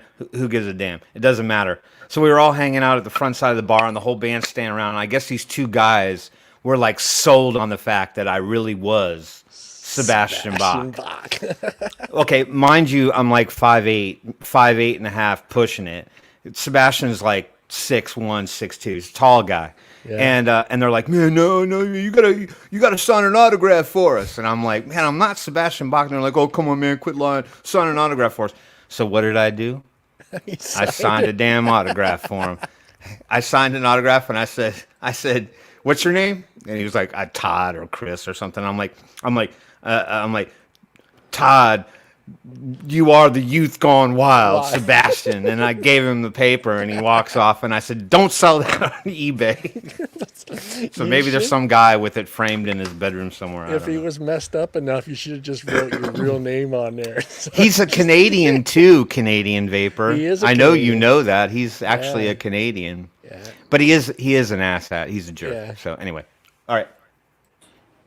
We were talking about flavorings and it was part B to my question, and I think kind of or sort of got the answer. So do the flavor lines that you put out, do they go through a multitude of iterations before final product push? Meaning, you said you test them in certain markets. So like, let's say you send out a batch of it to Dubai, and they come back and they go, oh, it's an okay banana, but we would rather have a different banana. But then you have conflict from, say, another market, and they go, oh, we love that banana. Like, how do you meet in the middle and reiterate that and then go, hey, everybody's happy? So, to basically answer that, it is specifically like that. It is exactly like that. Let's say if one market we tested in a market and they are saying, hey, this, they're kind of mixed reviews. We go back to the drawing board, we see what the feedback was, and then we redo the flavoring. So a lot, like I mentioned before, a lot of these flavors that are out there that are doing so well, most of them we get them right the first time. And I'm not trying to toot our own horn here, but because of how extensive it is on how much we really try to put out the right flavor that's going to hit the palates of the majority of people out there, it's not a lot of times where we have to go back to the drawing board and say, hey, this one didn't work. So we've been very, very good, and we have a very awesome R&D department that really, really does a good job. That's awesome. Apologize to you there, JT. I would love that job. Sorry. Just to taste flavors all day. That would be awesome. Just sitting around vaping e-juice all day and just tasting stuff all day. There's times when we're heavy on wanting to release a new product, and when we were working in the office, since we're working from home now, there's been times where the whole day is just consumed with tasting 50, 60, 70 different flavors. Nice. And it's some of the funnest days ever. I mean, I've been vaping for such a long time. It's always good to get a head rush, like, oh, this is what it feels like. You know what I mean? This is what it is. It's definitely fun. Oh, I didn't bring up forgive me, but I didn't know if you guys had any salts. Did you guys do salts or we do. Yeah, Oh, Ruthless has has salts, and Loaded has salts as well. Okay. We were one of the first companies to bring out a dessert salt to the market, because salts are extremely hard to really get the flavor profile correct, because salts do amplify flavors a lot of the formula that needs to get changed, it's very hard to make it kind of reflect what the freebase flavor does taste like. So going with that, you'll notice that our Ruthless salts and our Loaded salts, there's some flavors that are not on salts that are on freebase because of that specific reason. We did not put them out in the market because they just did not translate well in the salt product. So that's kind of a long-winded answer to yes, we have salts. I was trying to remember how we got the bass players. Now I remember how we got the bass. It was me. I called him out. Sorry, I generalized. Maybe it was the bass players I played with. Bass players get no love. Bass players get no love. Slap of the bass. Yeah. Oh man. Well, hey, if is there any promotions you want to promote right now that you guys got going on the websites or anything like that before we're going to jump into news and advocacy? You are welcome to stick around if you want to. I know it's late and you got a young baby, but if you want to stick around, you can. Yeah, I stick hear my around. wife yelling at her. She needs Yeah. me. I remember those days. We talked Yeah. about that. Girls are not easy. No, I just want to rehash on the fact that Ruthless and Loaded, we're a family company. We're here for the people. As cliche as that may sound, it's 100% true. We always try to do everything we possibly can to do what is right for the industry, regardless of our own pockets. That is just something that I really want to let you guys know. We have some exciting stuff coming out in the near future. Hopefully, once COVID is, kind of goes away, dies down, or whatever it needs to do for normal life to get back to normal, you will see Ruthless and Loaded big time. We have a lot of things that we're going to be doing once we have the capabilities of doing it. As far as promotions, you guys got a promotion. You're getting free juice. I mean the viewers. No, but just always make sure you guys are, anyone listening, anyone out there, make sure you follow us on our IG pages. Yep. Make sure you're on our YouTube. A lot of what's happening. Yeah, Brian, he's going to post all those links in the chat so everybody could see. I'll have your Facebook link on there, IG, and your website as well on there. We'll be posting those. So I think the only one I anything that haven't has to posted do yet with is Insta. Which one, Brian? I think the only one I have not posted yet is the Instagram one. Oh, okay. Otherwise, I'll put everything else up there. Yeah. Great Instagram Get on that. page. Great Come on. Instagram. I mean, we've been here an Data hour guy. and 16 minutes, man. Yeah. Yeah. Right? Where does the time go? It just, he's sitting there trying to remember all the fun stories that he had to tell tonight. Go ahead, Oscar. Yeah, so when it comes to promotions, we always run promotions through our shops. Our shops are the ones that get any type of promotional material. Like I mentioned, we send out a lot of promo items for them to give to the consumers. And that's going to be the best way is to go to your local shop, ask for Loaded, ask for Ruthless. And there is a discount code there for Insta20. So that's also something else. There's your promotion, I guess. The Ruthless heard you guys, and we're gonna give you a promotion. Boom. I give him no sound effects, John. Stop touching the soundboard. I give him the damn. Well, we appreciate you coming on the show, and it's been great to get to know you. When we do get that stuff in, we would love for you guys to come back on. Rose, too. Rose, you're out there. Yeah. Rose, come join us. And anyone else from Ruthless, you guys are more than welcome. We love having you guys come on. It's like I said, we love giving the guys in the background an opportunity to have a little bit of vape fame. So FaceTime, as they call it. FaceTime. Some FaceTime and let people see there's a lot more than they think that's going on in the background. So it was really good. Yeah, there's a lot. There's every bottle of juice that's out there. There's a lot that goes behind it. So definitely, I'm happy that I was given the opportunity with you guys to be on this show and to shed some light on what we stand for, who we are, and what we're trying to do for the industry and for the people that consume vape products in general. Yeah. So I do appreciate you guys very much. Yeah, we'd love to have thanks you for coming back. on.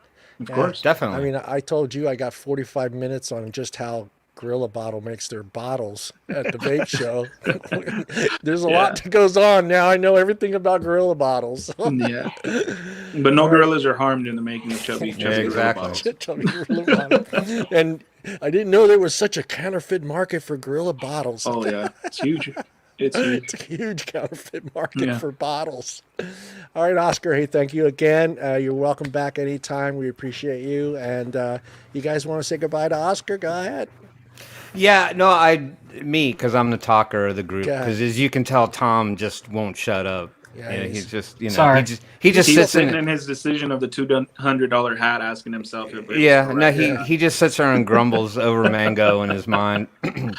I just wanted to say a personal big thank you, and I think it's such a wonderful experience to have people like you come on the show, especially the unsung heroes, the people that are in the background doing this, because this show is all about community, and we try to offer a platform to anybody in the industry to speak to the community, because, like you said, everybody's coming together right now, and that's where we want to keep it, in the community. And I just really want to say thanks for offering your time and speaking to the crowd tonight.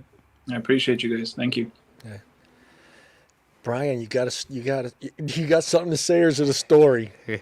I mean, it could be a story, but I'm just gonna say that, thanks for coming on, and I just, it's kind of nice for you to hear the stories of shops and like how the liquids are in the shops and what impact it's actually had on those people who actually work there. So thanks for taking the time to listen to everything that we've had to say, and appreciate you telling all of your stories. So thank you. I appreciate it. Thank you. It was fun. Tommy boy, What? don't bring up. You stumped the albino Harding. cows. You stumped Don't bring the up Harding. albino cow. Tom's got a story. Because No, Oscar doesn't want to I- have nightmares about albino cows from That was Wisconsin. Brian, not me. I'm seriously Other going to look Midwestern- them up. I'm not lying. I'm going to look them up. There is such a thing as albino cows. Oh, my goodness. Anyway, thank you for taking the time out of your busy schedule to come and chat with us this evening. And we will reach out to you for the liquid. Awesome. Thank you again, Oscar. Thank you, Albino Oscar. cows are actually how we get white milk. Okay. Yes. All right. Conspiracy say- theorist. Hey, I'm just glad we didn't get the question in chat that asks where chocolate milk comes from, because The that one brown I and just- white cows, John. I just The brown didn't and wanna white go- cows, John. I didn't want to go there with that one. All right, Oscar, thank you again, and we'll see you soon, bro. I appreciate you guys. Everyone. Thank you guys, everybody in the comments. Yeah. Thank you guys. Don't hesitate to reach out to us. We're Yep. all friendly people, and we're all just a phone call away. Yeah, and all the links to all their social media stuff, their websites, everything's in chat. And if you have any other questions, there's their email ad or their website there. You can find their email contact list there as well. And if you need any other questions, email us and we'll send you guys the links that you need. So, again, thank you again, Oscar. Thank you guys. Have a good Thank night. you. Thank you. All right. Bye-bye. Let's jump into this guy.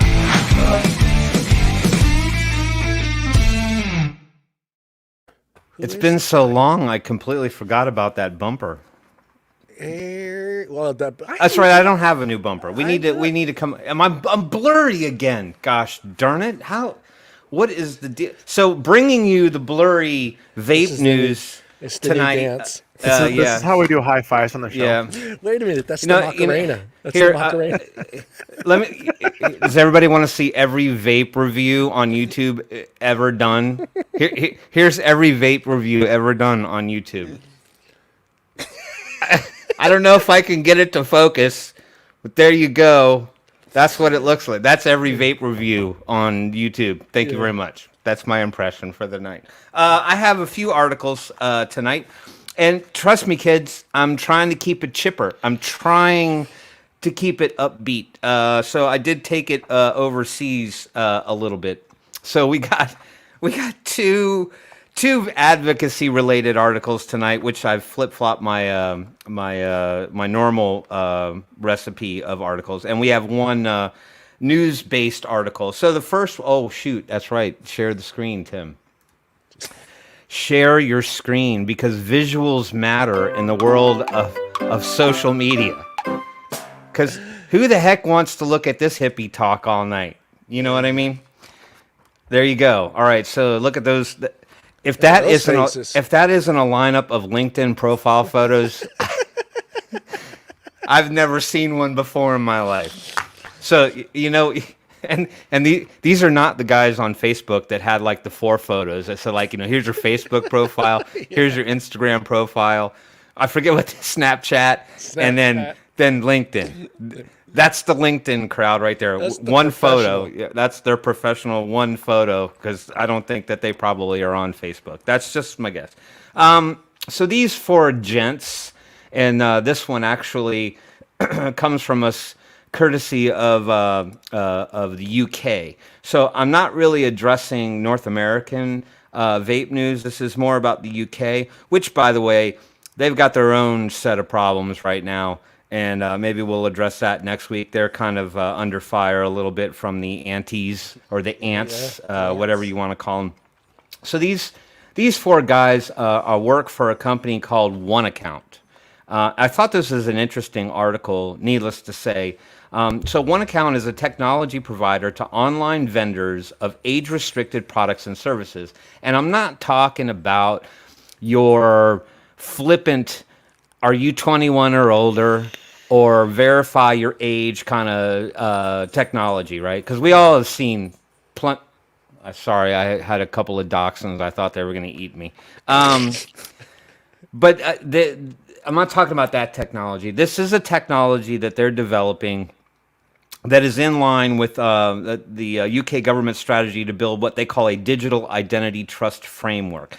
I thought it was interesting because it might be something, if the UK develops this technology, that maybe the US could take a look at as potentially a methodology for validating. Because what's the one thing that we mostly hear about as being one of the downfalls of the vape industry? And it's how all the young kids or the underage kids are getting their hands on vape stuff, right? So let's never mind the fact that that's 100% illegal for them to do anyway. But they're getting their hands on it, and that's what is used as fodder to fight against us. So this technology, this is the new. I wanted to point, but I can't. I'm pointing to myself. So these four guys, these four dudes, Yucca 1, 2, 3, and 4, they work for this company called One Account, and this new advisory board has been announced to support its approach at entering the vape market. So I guess they've been somewhat tethered to it slightly, but now they're going to make a bigger push for it. And this is going to include a rollout of a new B2C, B2C, B2C. It's not a new rap group. It's not a new Boy band. Boy band, yeah, B2C. No, B2C means business to consumer. That's what that is. So if you see people in your vape groups talking about B2B, business to business, B2C, business to consumer, it's an ID application to prevent underage access to vaping devices both on and offline. Not the vaping devices themselves, but the acquisition of those vaping devices. So One Account has seen quite a bit of success in providing age verification technology to the vaping and gambling sectors already. And we'll talk, and you guys feel free to ask questions because they don't really go into detail about exactly what is involved here, but I kind of get the gist. Yeah. I'll just say that. So Mark Alwyn, the gentleman here on the right-hand side of the screen, the dapper-looking one, Mark Alwyn will be continuing to help the vaping sector make the transition to accepting the company's new consumer digital ID app. One Account ID, I believe, is what they call it, for both sides of their commerce business. So that means the whole, in-house counter sales as well as the online industry. And I think that's one thing that was kind of used against us. I know that in the congressional hearings there was I think while some advocate was talking, it was a guy from a company. I don't remember the company now. I remember the guy. He's in my head. He was in, kind of business casual look. And one of the senators had said that they actually tried to go on his website and make a purchase while he was talking. And she was happy to know that their system was able to kind of stop her from being able to buy. Now, I don't know how she tried to trick the system at that point. But this is a One Account ID or a digital ID app. So what I'm guessing is that it effectively gives you like a digital, kind of like two-step verification. And maybe correct me if you think I'm way off the mark here. The product itself helps to prevent unlawful access to vaping products online as well as retail outlets, includes C-stores and supermarkets. So what it sounds like to me, and this is I'm projecting, or assuming, and we all know what happens when you assume. Yeah, Bernie fell asleep. That's okay, Bernie. You're awake now, and you know what? You got to the best part of the show. You did. You literally walked right into the best part of the show. So the way I kind of get it is that if you're going to go ahead and make a purchase of any kind of e-liquid, a mod, a tank, a coil, whatever the stores are selling, rather than showing a driver's license, more than likely what it's going to, you probably have to do some pre-approval, probably to prove your age or something like that. Yeah. And you may have to back that up with an ID as well. I'm going to guess they try to make it pretty thick. But as you buy it from the counter or you buy it online, they're going to say, okay, I can tell who you are, but I need that one, that what do they call it? Your one account ID number. So you kind of open up your phone or whatever it is, and it generates sort of a two-step verification number that you can then present to or scan or something at that location or online. Once you provide that verified number, then it allows the sale to go through. Now, every system, secure or not, has potential for being duped. What was that from Canadian Vapor? Can you pop that back up there, John? Yes, and I've had to go through that before. I think Vape Royalty was one of them. I bought something from the first time from them, and I had to send a scanned copy of my driver's license, which I don't have any problem doing. I don't, I don't really think that, those people stand to, steal any particular data. They're just covering their own ass. So this just sounds like a little bit more of a technological advance. To doing that, to giving people a methodology for making a purchase and still verifying that they are the actual person, which, if you think about it, could potentially be used for the signature on delivery. And that's where my mind was going. So like the driver comes up to your door to drop it off, maybe that part's required, and they say, okay, in order for me to release this package, I need your verification ID. So there's really, I can still stand 6 feet from you, right, in a COVID world, and you're there, maybe there's some back and forth, and then it sends me a request, I verify that on my phone. It doesn't mean that some kid could get his brother's phone and get away with it. I think it's a good idea. I mean, in a way, I can see where it would may make some people a little more at ease knowing you're only giving that information to one source and not having to repeat that every, say you order from this site and then you got to do it at this site and this site. And now that all depends now if these other online companies are going to accept their technology. That's where I'm kind of wondering if like let's just say Element Vape says, yeah, we'll support this technology, but then let's say Vapor DNA says, no, we're not. You still got to scan your driver's license and all that other bullshit. But, there's already a company out there that was, I don't know if it was formed through our industry, but I do know people that are in the industry that actually work for that. It's called Trace Verify. Some websites actually have it, and some don't. From what I understand, it works pretty well. I haven't really used it, but I do know that there's quite a few sites out there that actually have it. Right. Well, but I'm thinking broader picture here. I think at some point, if you want to placate things, people are going to have to jump on one bandwagon here. Right. It can't be like 50 states all deciding that there's 50 different ways to vote for somebody, right? Yeah. I mean, if you're a vape shop and you're in the business or you're an online vendor, pray we get that back, then everyone's going to have to jump on some kind of consistent method of age verification. I'm thinking that this might be a decent proposal to put to rest some people's concerns about age verification, because theoretically you have to have the device. It has to be registered to your email address. The app has to reside on that phone. Okay. Therefore, the odds of the person buying that product is the person who is legitimately buying that product. So I'm just looking for rays of sunshine, rays of hope here, folks. We lose a lot in this process, in this battle. If there's people doing good work out there and trying to come up with a methodology for this kind of yeah, I don't know how something like that. Yeah, and exactly, Bernie. I mean, why haven't we moved quicker to curb some of that stuff when we just got these flippant, hey, just tell me you're 21 and it's okay for you to be on the website kind of stuff going on. That probably covers the seller, but it doesn't really protect the public.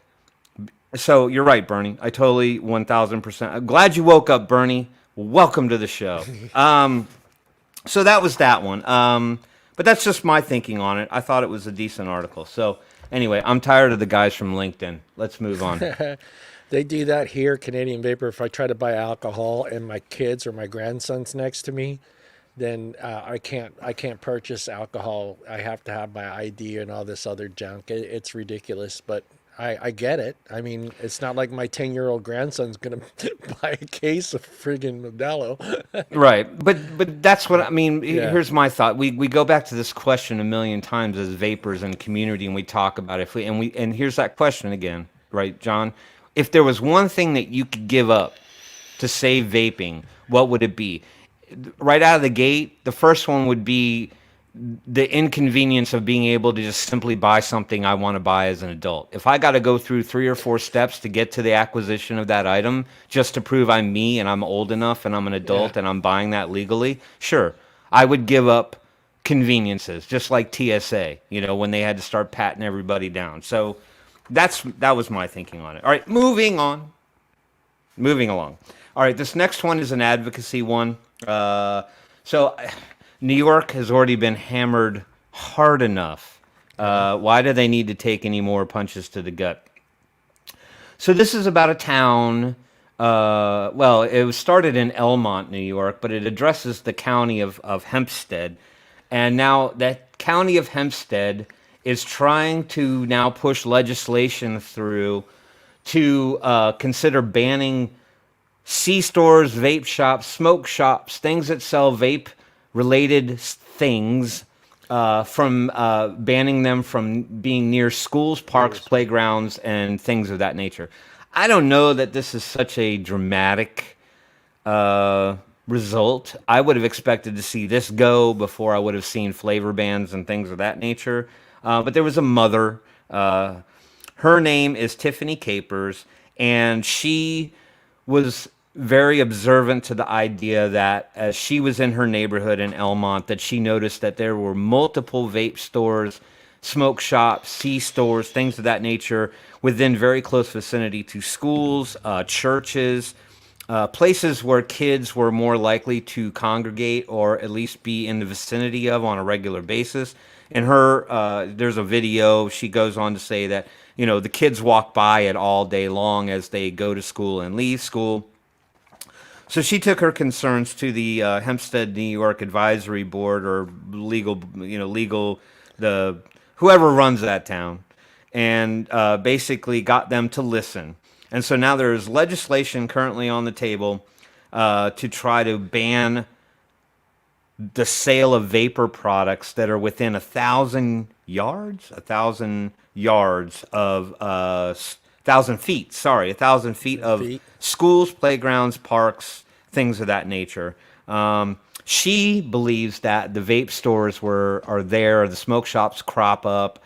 They start selling that stuff because she thinks that they're specifically targeting the kids. That's her presumption, that the only reason they show up in that part of town is because they're trying to lure the kids in. Now, the interesting part of this entire article is that the legislation is currently being pushed by this particular township when the data is showing that youth usage is on the decline right now.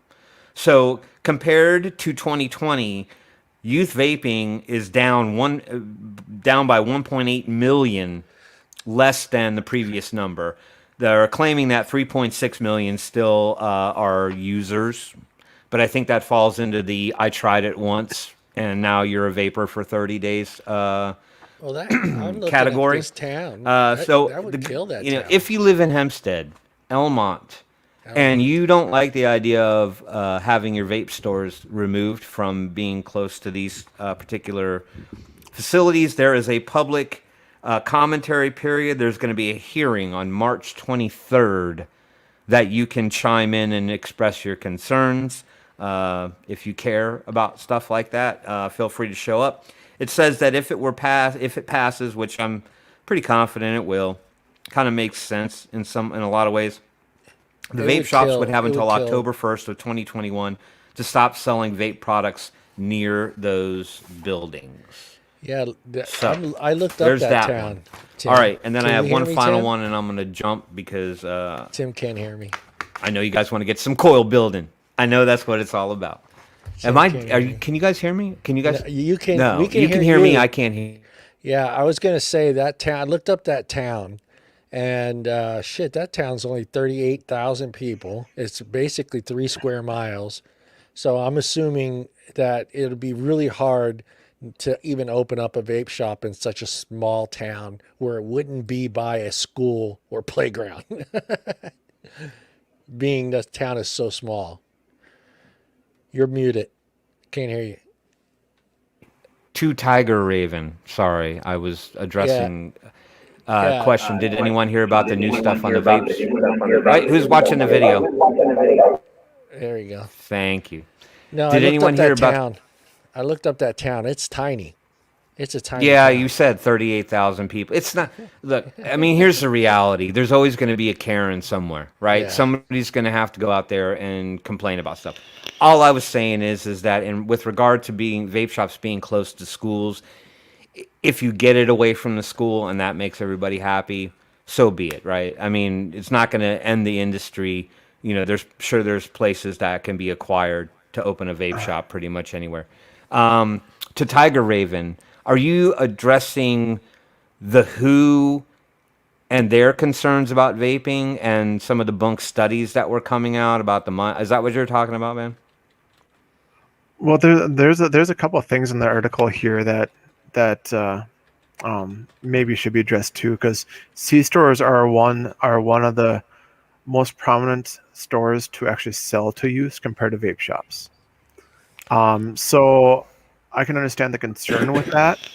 At the same time, when I was younger, when I was in high school and stuff, I used to go to the gas station all the time to go get pop or whatever in between class or lunchtime or break or what have you, especially if it was, within walking distance or whatever. You could just walk there and walk back on your break real quick.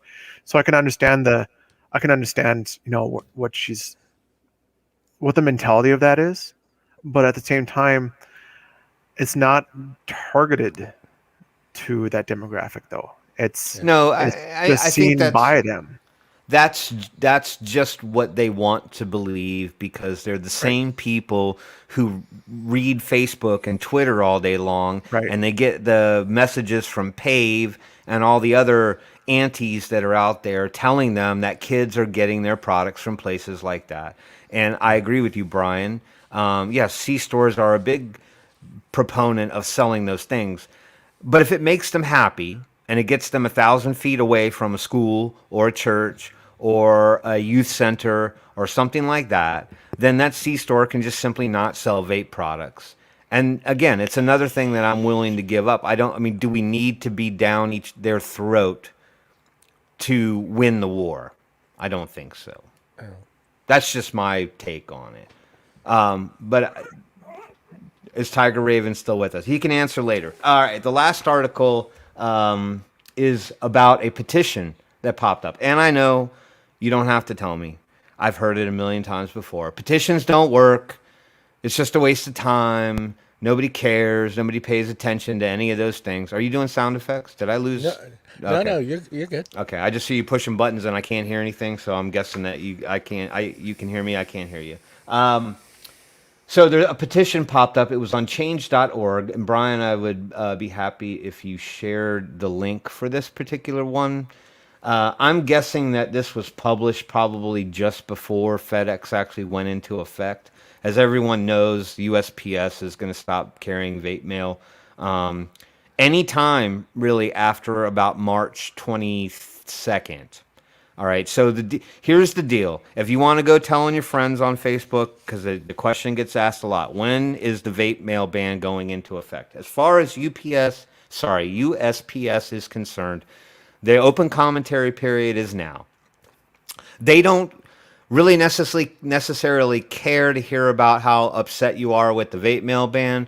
They're just trying to finalize their rules on how they're going to deal with vape mail when it comes to B2C or B2B shipping and that methodology. Once the open commentary period is done and they've had time to review the commentary, if it means they need some tweaks or changes to those rules or laws, they can publish those rules in the Federal Register at any time after the public commentary is closed. 22nd of March, that's when it closes. Odds are they'll probably take a handful of days, maybe 4 or 5, to look over the commentary or make their final decisions, and then they will decide when they're going to publish it to the Federal Register. The moment they publish those rules to the Federal Register, that law goes into effect, meaning the vape mail ban starts then, right? So even though people are saying, oh, April 26th, no, it's not April 26th. Yes, it could be April 26th because that's how long the government gave them to publish the rules in the Federal Register. Does not mean that they have to specifically wait till the 26th.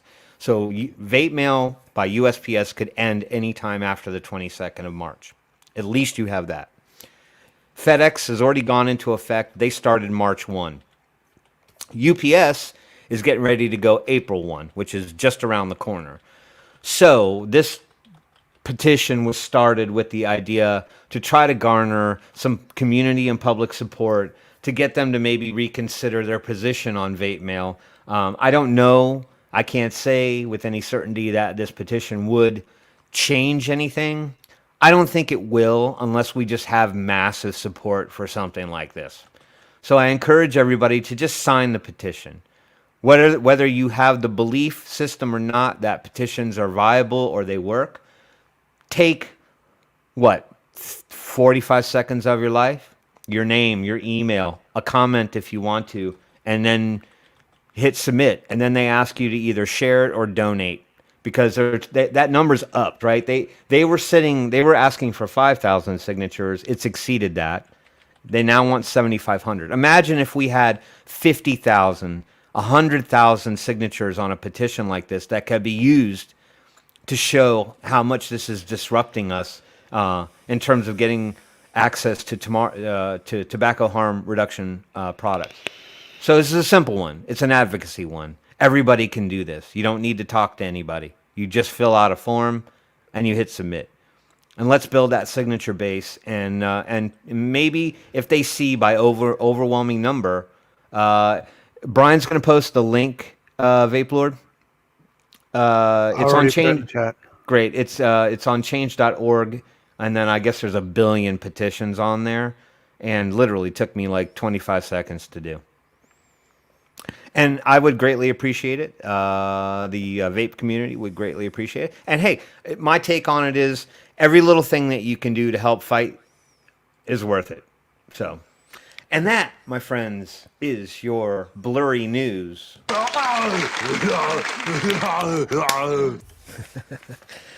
did we lose Cheesehead?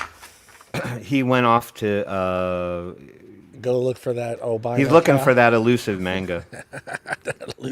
the mango on the back of the. No, I had to blow my nose. Hey, if he's getting snowed on there and he hears a moo, he's got to figure out what's going on. Okay. Yeah. No, I had to blow my nose. Let me, before we do the coil thing, we'll just jump real quick into the blah, blah, blah, blah, blah, blah. Poll question of the week, and I'm going to go through it real quick, guys, but it was something that I wanted to do to get a quick general idea of how many people really don't live near a vape shop or a shop that sells e-liquids. I almost said e-juice. You did. You just said it right there. I know I did. So let me pull up the first one, which was on the ZampleBox family page. And let me see if I can find that post because I didn't. I'm getting a query error now anytime I do a poll on the page. Have you guys run into that issue with doing polls? Mm-hmm. Yeah, I keep getting that. I don't know why. It's kind of weird. Hold on. Yeah, let me hold on there, Cochise. Yeah, I don't know why it's doing that. It's just I don't think I voted on this one. You didn't vote on this one. I don't What's the think I matter? voted on this one. I don't know What is- why. I did. I saw. I think I saw it, You want me to share? and then Kiddo did something, I and got then it. I forgot to All right, give cool. it back. All right. That's not it. No, that is not it, is it? How did that one come up? That's an old one, isn't it? See that? Let Error me share. performing query. Oh, there it is. There it I is. found it. Boom. There it is. Okay, cool. So, and No, okay, let me share. there it goes. Basically, I asked how close you guys live to a vape shop, and I kind of broke it up. A few miles from home, 30-minute drive. A few blocks from my home, 1 hour drive. Over an hour's drive, and no shops near me whatsoever. And I don't think, of all the 3 places I had posted the poll, I don't think I got one single person to put no shops near me whatsoever. So I'm thinking basically most of us have a shop or some sort of, I hate saying C-store, but C-store that sells e-liquids that you can get. So on the ZampleBox family page, a few miles from my home was the number one, which was 86 votes. 30-minute drive was the second place. A few blocks from my home, which would be awesome, but I don't have that luxury. I'm assuming these people probably live in the city. I'm thinking maybe like, a big city at urban, not like where we live. I don't know. And let me see if I can pull up the other ones. And I think the other one. I agree with you, JT. What did JT say? No, he was saying he didn't think that public commentary periods are really any good just because there's too many Karens sitting at the table with their minds already made up. Yeah. But I'm not going down without a fight. He's not going down without a fight. That's right. None of us are. Jeff, I'm sorry we're so ugly on your TV.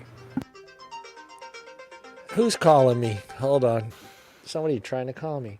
All right. On the barista page, a few miles from my home was number one there as well. 15 votes. A few blocks from my home, 1 hour drive from my home, and over an hour's drive. So, yeah, out of the 3 places that I posted, no one said they didn't have a vape shop near me. So I think that's, from what I heard is a lot of people were complaining that they don't have a vape shop near them, that they're not going to be able to buy e-liquids or hardware and stuff like that. So it's good to see that, yes, most of us have a vape shop within 2 hours from our homes. I don't know if you want to make a 2-hour drive. I mean, if that's my only option, I'm driving 2 hours before I buy a pack of cigarettes. I mean, you guys... No, I mean, I'm not going to make a massive drive. This is, can you self-destruct that poll, though, after this show's over? Because I don't want the mailing companies to see that data. Because here we are fighting, saying, gosh darn it, there's going to be so many vapors that live in areas that don't have vape shops near them. And then you're going to have a poll that shows that all of us have one, like, literally down the street. Well, I could have added an option. I thought about it here this morning when I was looking at the poll. I could have added an option. Yes, there is one by me, but I have no access of getting to it somehow, something like that. I don't own a car, or I'm, handicapped, or I'm on disability. I can't drive. Something sort of that in that realm. But I mean, but most of us, I think, hearing over and over again, hey, I don't have a shop near me. I can't get to a shop. I just didn't think those numbers were really true, because I'm just thinking, unless you live, well, even Tom's out in a rural area, and Tom's is the closest one is about an hour's drive. You said, Tom? Yep. And that's an hour's drive to get to the shop. I'd probably spend 20, 30 minutes sitting there enjoying myself and maybe sampling some stuff and getting to talk to the guys. But I think most of us are within an hour's to 2 hours drive to a shop. Now, whether or not you want to make that drive, but if that's your only option, I don't see what other option you have. Well, right now, currently. So. Right. Well, that's the unfortunate side of things. I mean, it's good to know there is an outlet for most people.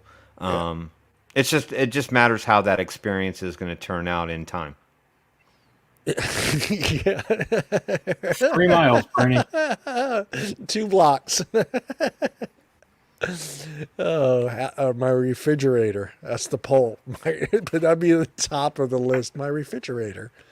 All right. Well, Brian is going to do some basic coil builds for you guys. He's going to just do a straight wire build. I thought this was a good idea because I started thinking about it, and maybe it's going to be hard to get coils. Some of these coils might, who knows? Some of these companies might just decide to stop making sub-ohm coils.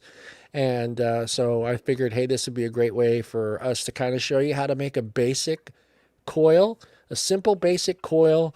And I will have some links for a couple sites because I was thinking about this, guys.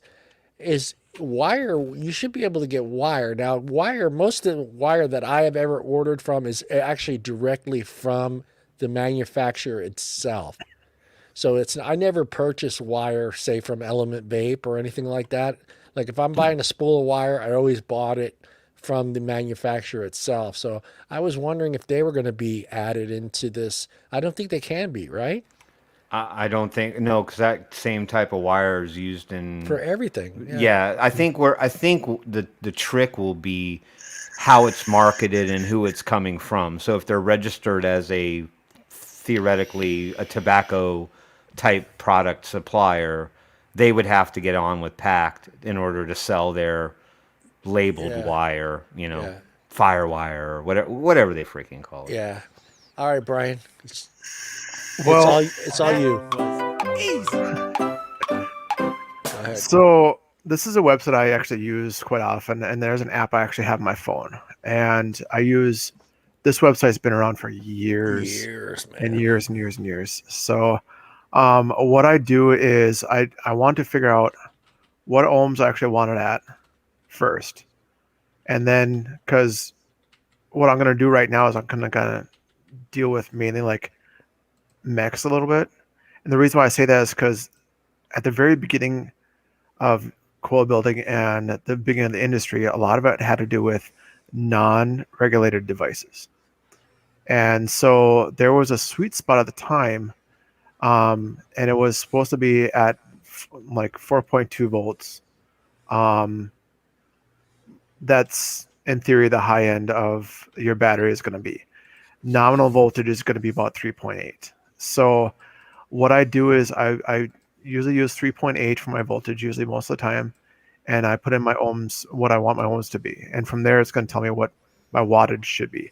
Now, for a single coil, that's going to be on par, but if you use more complicated coils and stuff like that, the wattage will vary. The wattage is probably going to be a bit higher than you actually need to because you actually need more current. So I'm just going to do something simple, which is going to be a single coil build pretty quickly, and I'd like to actually do more sometime and do like dual coils and stuff like that, but I find it easier for people to start out with single coil build right off the bat, and so this way they don't have to have too much to worry about at one time. So what I'm going to do is I actually want my build is since I'm going to be using a mech, I'm going to be a 0.2, and then we'll just say 3.8, and then so that's where you put in your numbers. I always use my voltage and my resistance first. Everything else from there, I really don't care about as much. What you do need to worry about is your amperage. So it's going to be your amperage is going to be considered 19 amps on this. Most of the batteries, like the ones I'm using, are going to be able to handle it no problems. The ones you're going to have to worry about is going to be like your AWTs. I think some of the EFS ones are pretty crappy with that, and IMRINs are another one that they can't handle it, like the amperage on it. You're not going to be using a full straight down, like have it like held your button down for quite a long time with this. So most of the batteries can actually handle it without a problem because their peak amperage is going to be around 25 amps roughly. Your VTCs, your Samsungs, your Sonys, your LGs are going to be all like that.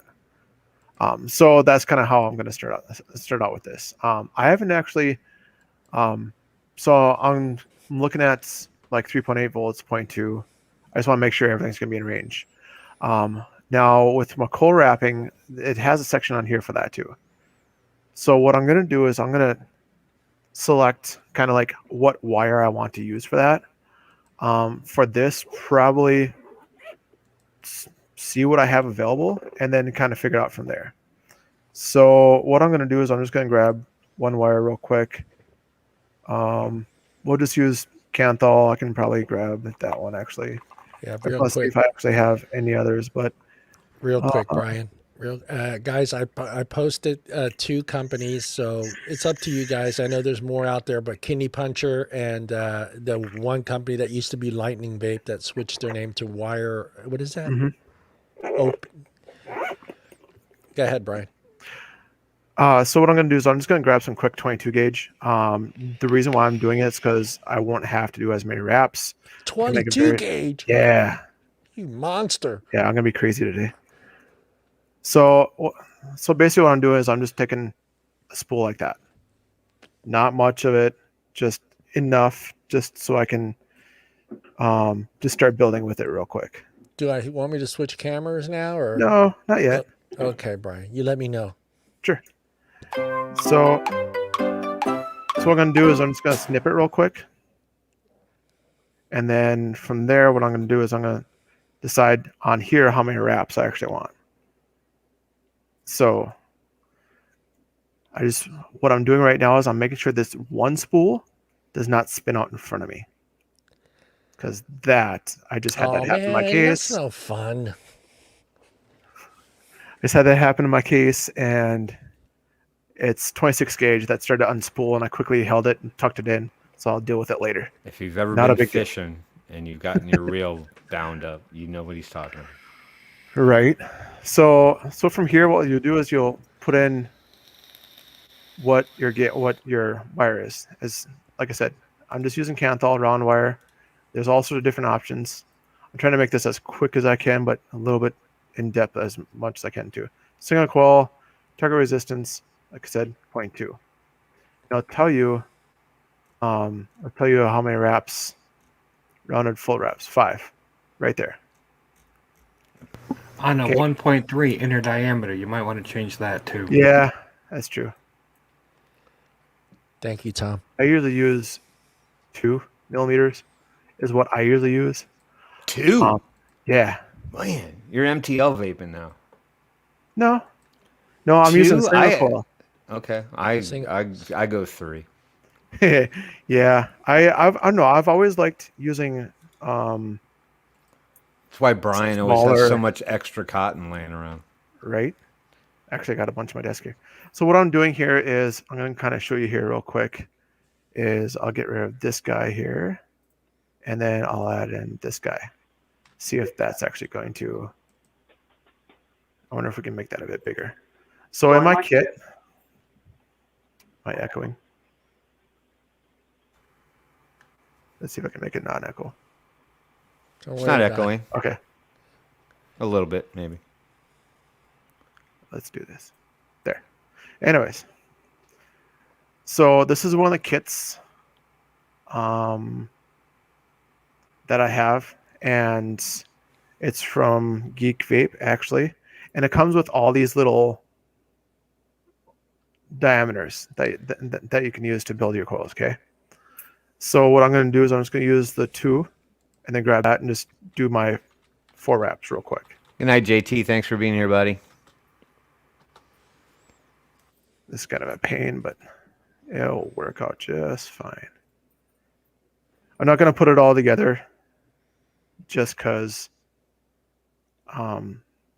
it'd be easier right now.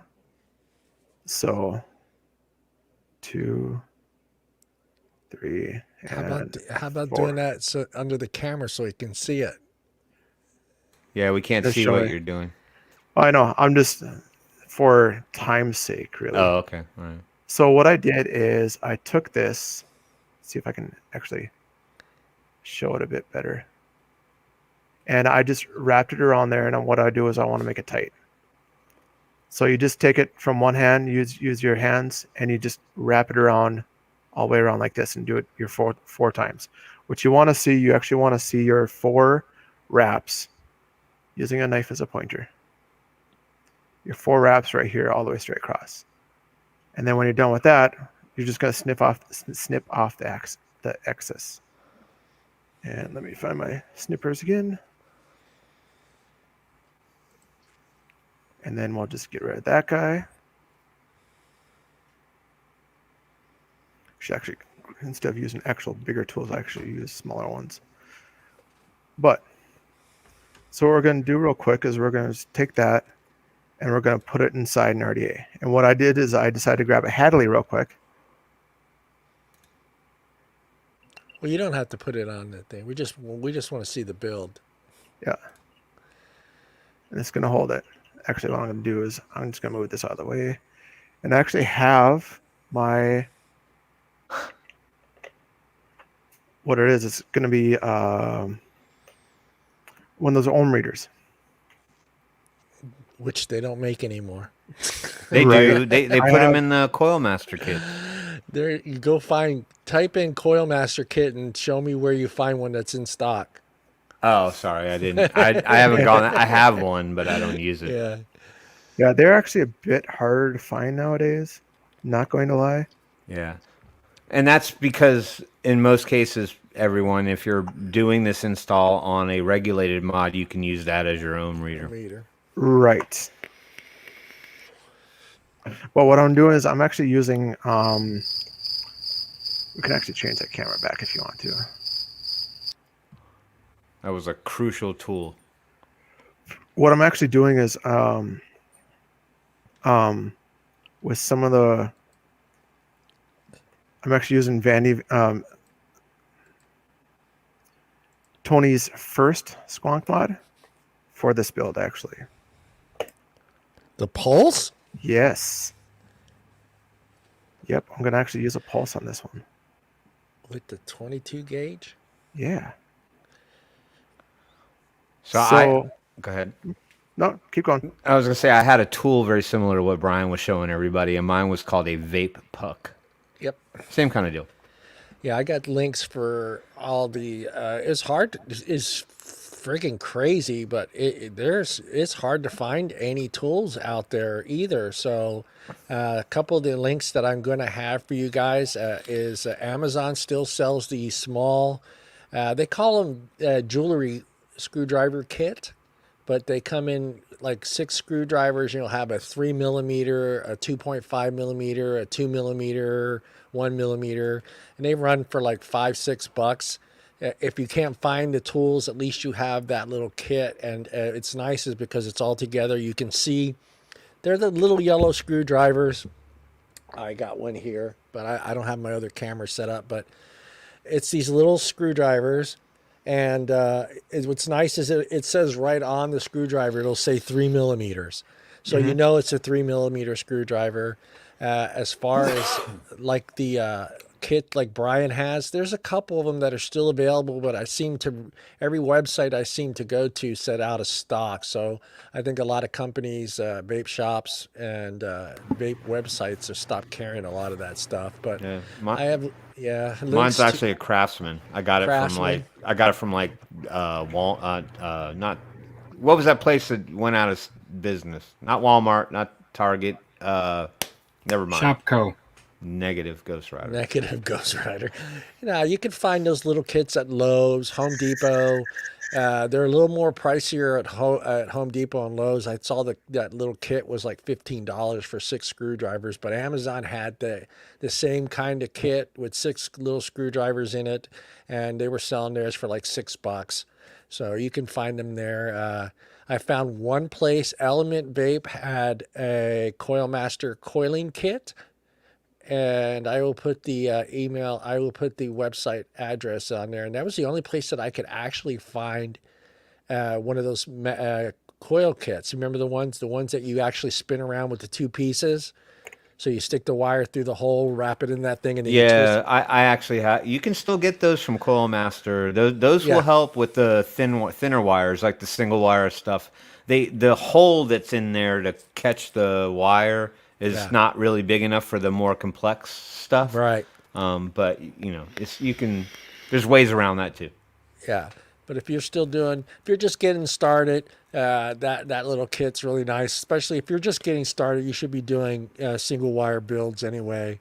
Get used to wrapping your own coils. Get used to setting up your RDA and stuff like that. I think that's your best bet. I mean, getting into jumping right into, say, Aliens and a bunch of these other ones. And, there's nothing worse than spending $22 on a pair of Aliens coils for your RDA and you're a first-time user, and then you cut the leads too short and you're screwed.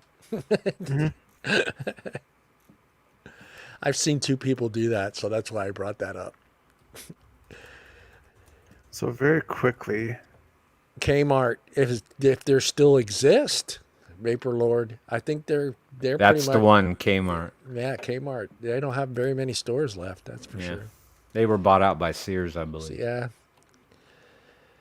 see if it. Brian, do you hear that? Yes, I hear it a little bit. I'm kind of looking at my camera, and I'm like every time I move it, I'm doing the whole Hey, backwards John. thing. Yeah. Can I share for a hot second? I just want to Yeah. show. I don't have anything for you. Are you going to put it up there? Yeah, hold on one second. Okay. Go ahead. Yeah, all right there. I don't know if I can make this bigger, but there. Yeah, that's that's the exactly kit. what I have. That thing's $3. Yeah. And I got that at Kmart. It's perfect little kit, and like I said, you could see right there they have all the different sizes on there, guys. So it's a great little tool. Yep. And most of us now are 3 mils. I don't think very many of us still doing. Well, that's a 2.4. Yeah, you can do your MTL coils with that. Yeah. With the 2 and the 2.4. And sorry, Brian, that's all. Oh, it's okay. No, the yellow screwdriver. So one kit I actually picked up is actually this guy. Yep.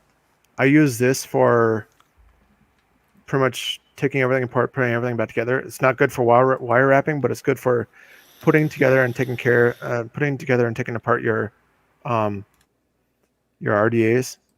Another kit that I actually have too, it's from UD, and it's a coil jig. I use this quite often too, Yeah. just to wrap everything.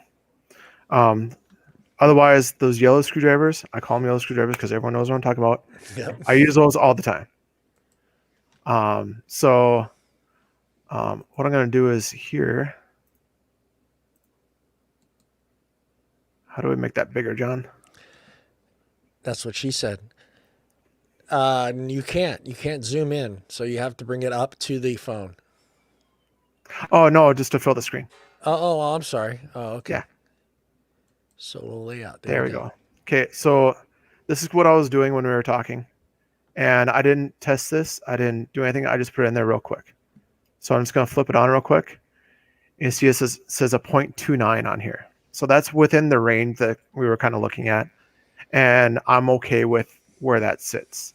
Because it's not going to be exactly perfect. Because when we put in our leg length for our coils and all that stuff on the sheet, like I said, I didn't put that in there.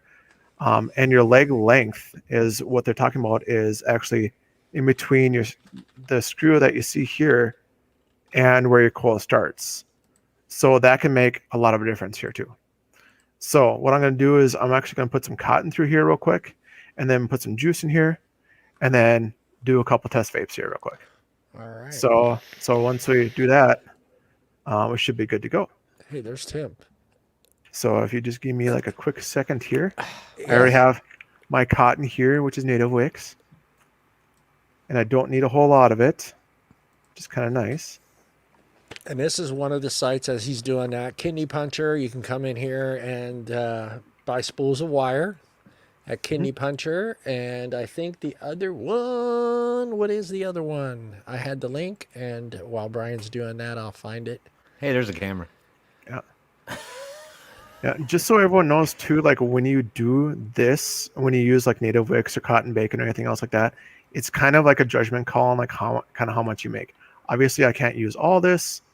I just need a little bit, enough to fit through that 2 millimeter hole. Okay, so you can always pull it back out, or if it's too big, you can always pull it back out real quick and take some off. Oh, they have some stuff in there. I didn't even think about looking for tools in there. But you can, and this is the company that changed. This used to be Light and Vapes, and they changed their name to this company here. But it looks like you can get a Coily tool there.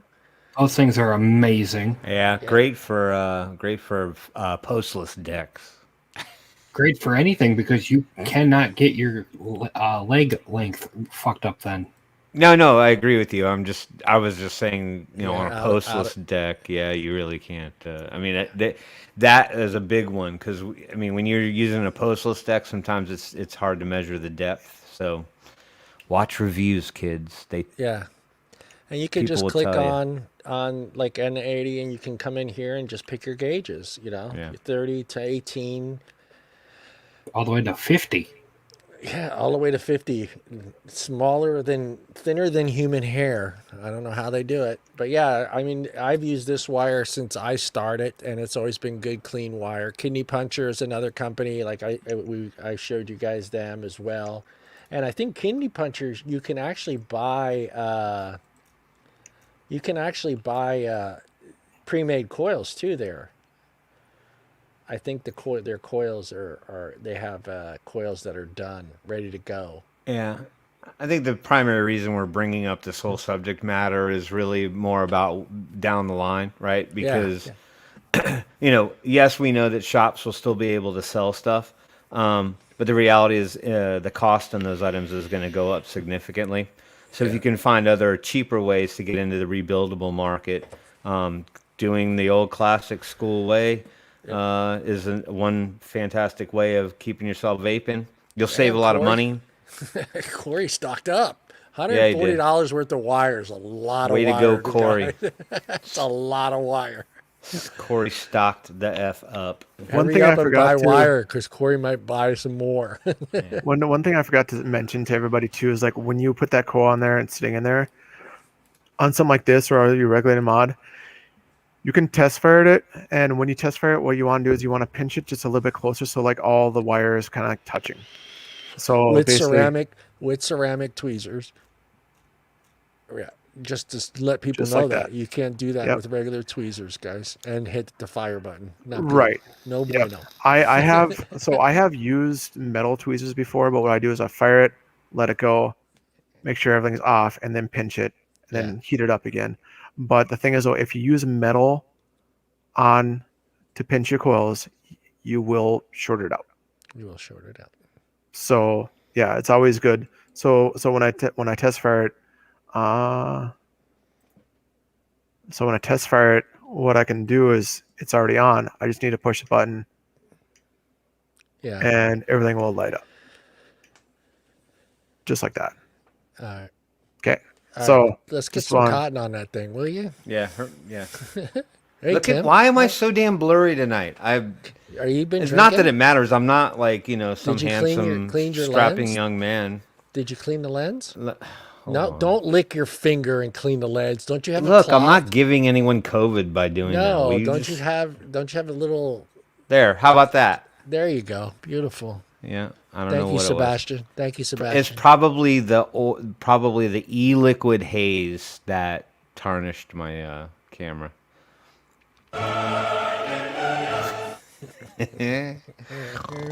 Ow. Bow, bow, bow, bow. Oh no! Don't do the Seinfeld. I almost did the Seinfeld sound. That would have got us blocked. No, don't. Let's not get blocked. We want to be back next week.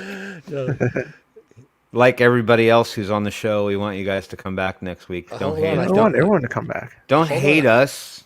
I hear something. This out is there. for you. I think Oscar stole the show. He stole it. Brian.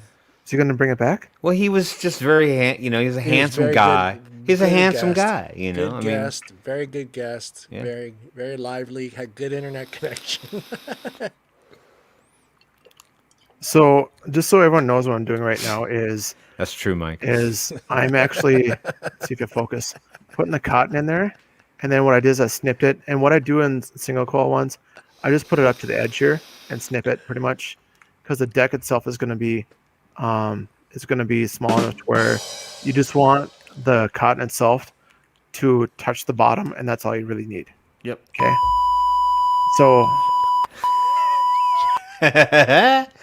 Vape that thing, damn it. Yeah. Camera has. Oh God, I read that twice now, and both times it's made me. There's a shot for that, John.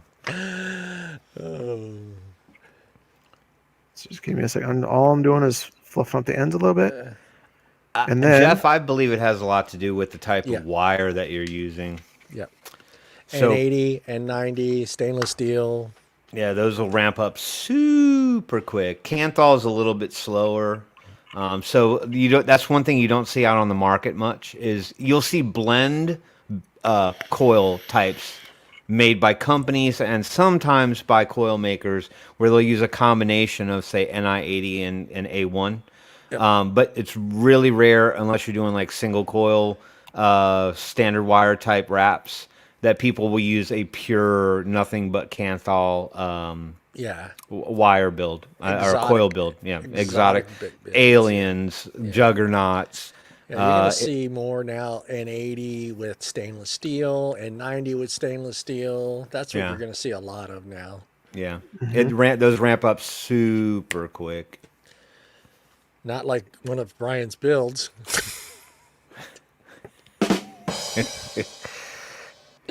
I love Brian. He's So the short answer, Jeff, is yes. Yeah. now, for a purpose demonstration, I'm not going to fill the bottle for this all the way up. I'm trying to not listen to John. Yeah. So Scusi. on single coils like this, just like anything else, I'm dripping a little bit. Hey, why don't you? Isn't that what you're doing? Dripping? You dripping? You're dripping, aren't you? Well, on bottle caps like this, when you turn it he was to the side, he was making a mess. yeah, it happens. All right, I So want to I'm see how gonna well do- this thing vapes. This coil build gets 5 out of 5 smile cakes. This better be the best damn tasting coil you ever made, dude. Who, me? Yeah. You got. Go ahead, Tom.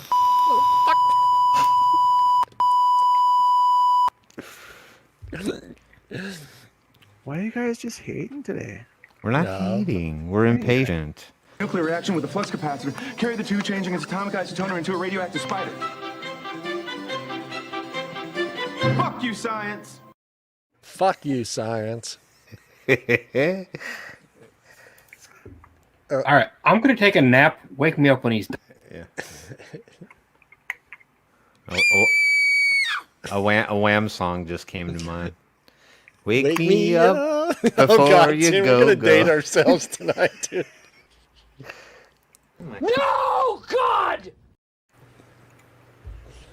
Okay, now for those who are kind of curious, No We're all one's curious curious. We're anymore. all Using- curious right now. using the Hadley on this, that's the reason why I'm building it a certain way. Now, is that Because all I'm doing right now is everything's all final assembly. I Okay, cannot go. allow you to show a Hadley unless it is a authentic Hadley. These are authentic Hadleys. All right, you may show the Hadley then. Gonna put the cool, super cool drip tip on it. Look at that Mm. thing. God dang it, Brian. You're gonna stick that All up right, your folks, here we go. neck? Are you snorting a lot? Hold on. 0.2 something ohms on how many watts? Let me get some build up. For Oh, it's this. right. It's Hold a on. mech. Never mind. There you go. Look at that. Ready? And it's just that simple, folks. It is It's that It simple. really is very simple. So if you're intimidated by the idea of building your own coil and working with something like that, it's really not rocket science. Unless Brian is showing you how to do it. It's way easier than and quicker than what Brian showed. Well, I'm trying to show and do at the same time, so it is actually going to take a bit longer. Because I'm trying to, in my head, like I know like the process and I just, go through it real quick, but I'm trying to explain what I'm doing Yeah. as I'm doing it too. We're just That's teasing it. That's a good that's fine, question, I though. don't care. That's a good question from Vape Lord. So- why does Because it's mesh. There's more surface area for the heat and the current to go through. And if you were to take the actual mesh coil that you're talking about and actually melt it down, it is so much less wire than you're talking about as actually wrapping a same amount of wire. So if you have a 0.2 mesh coil and you were to take, am I right? Isn't that how it works? It's just So, flat. so it's with flat. right, it's still the same kind of surface area, but what it's doing is it's a lot thinner. So when you have thinner wire, the current travels through it faster, and so when you have a thing of mesh comparatively to the round wire, the round wire has only that amount like this to go through this way, and so it takes longer to go through it that way. But when you have a big surface area like this, it can use a whole thing, and it's a lot thinner. It'll zip through it real quickly. That's why the ramp up Yeah. time is much faster. Yeah. It makes sense. Which explains dry hits on mesh devices. Yeah, yeah. Dry hits, nasty dry hits from that mesh. Yeah. That's what I think about mesh. But I'd like to actually try Brian, to. if you were to rate that vape that you just took, what would you rate it?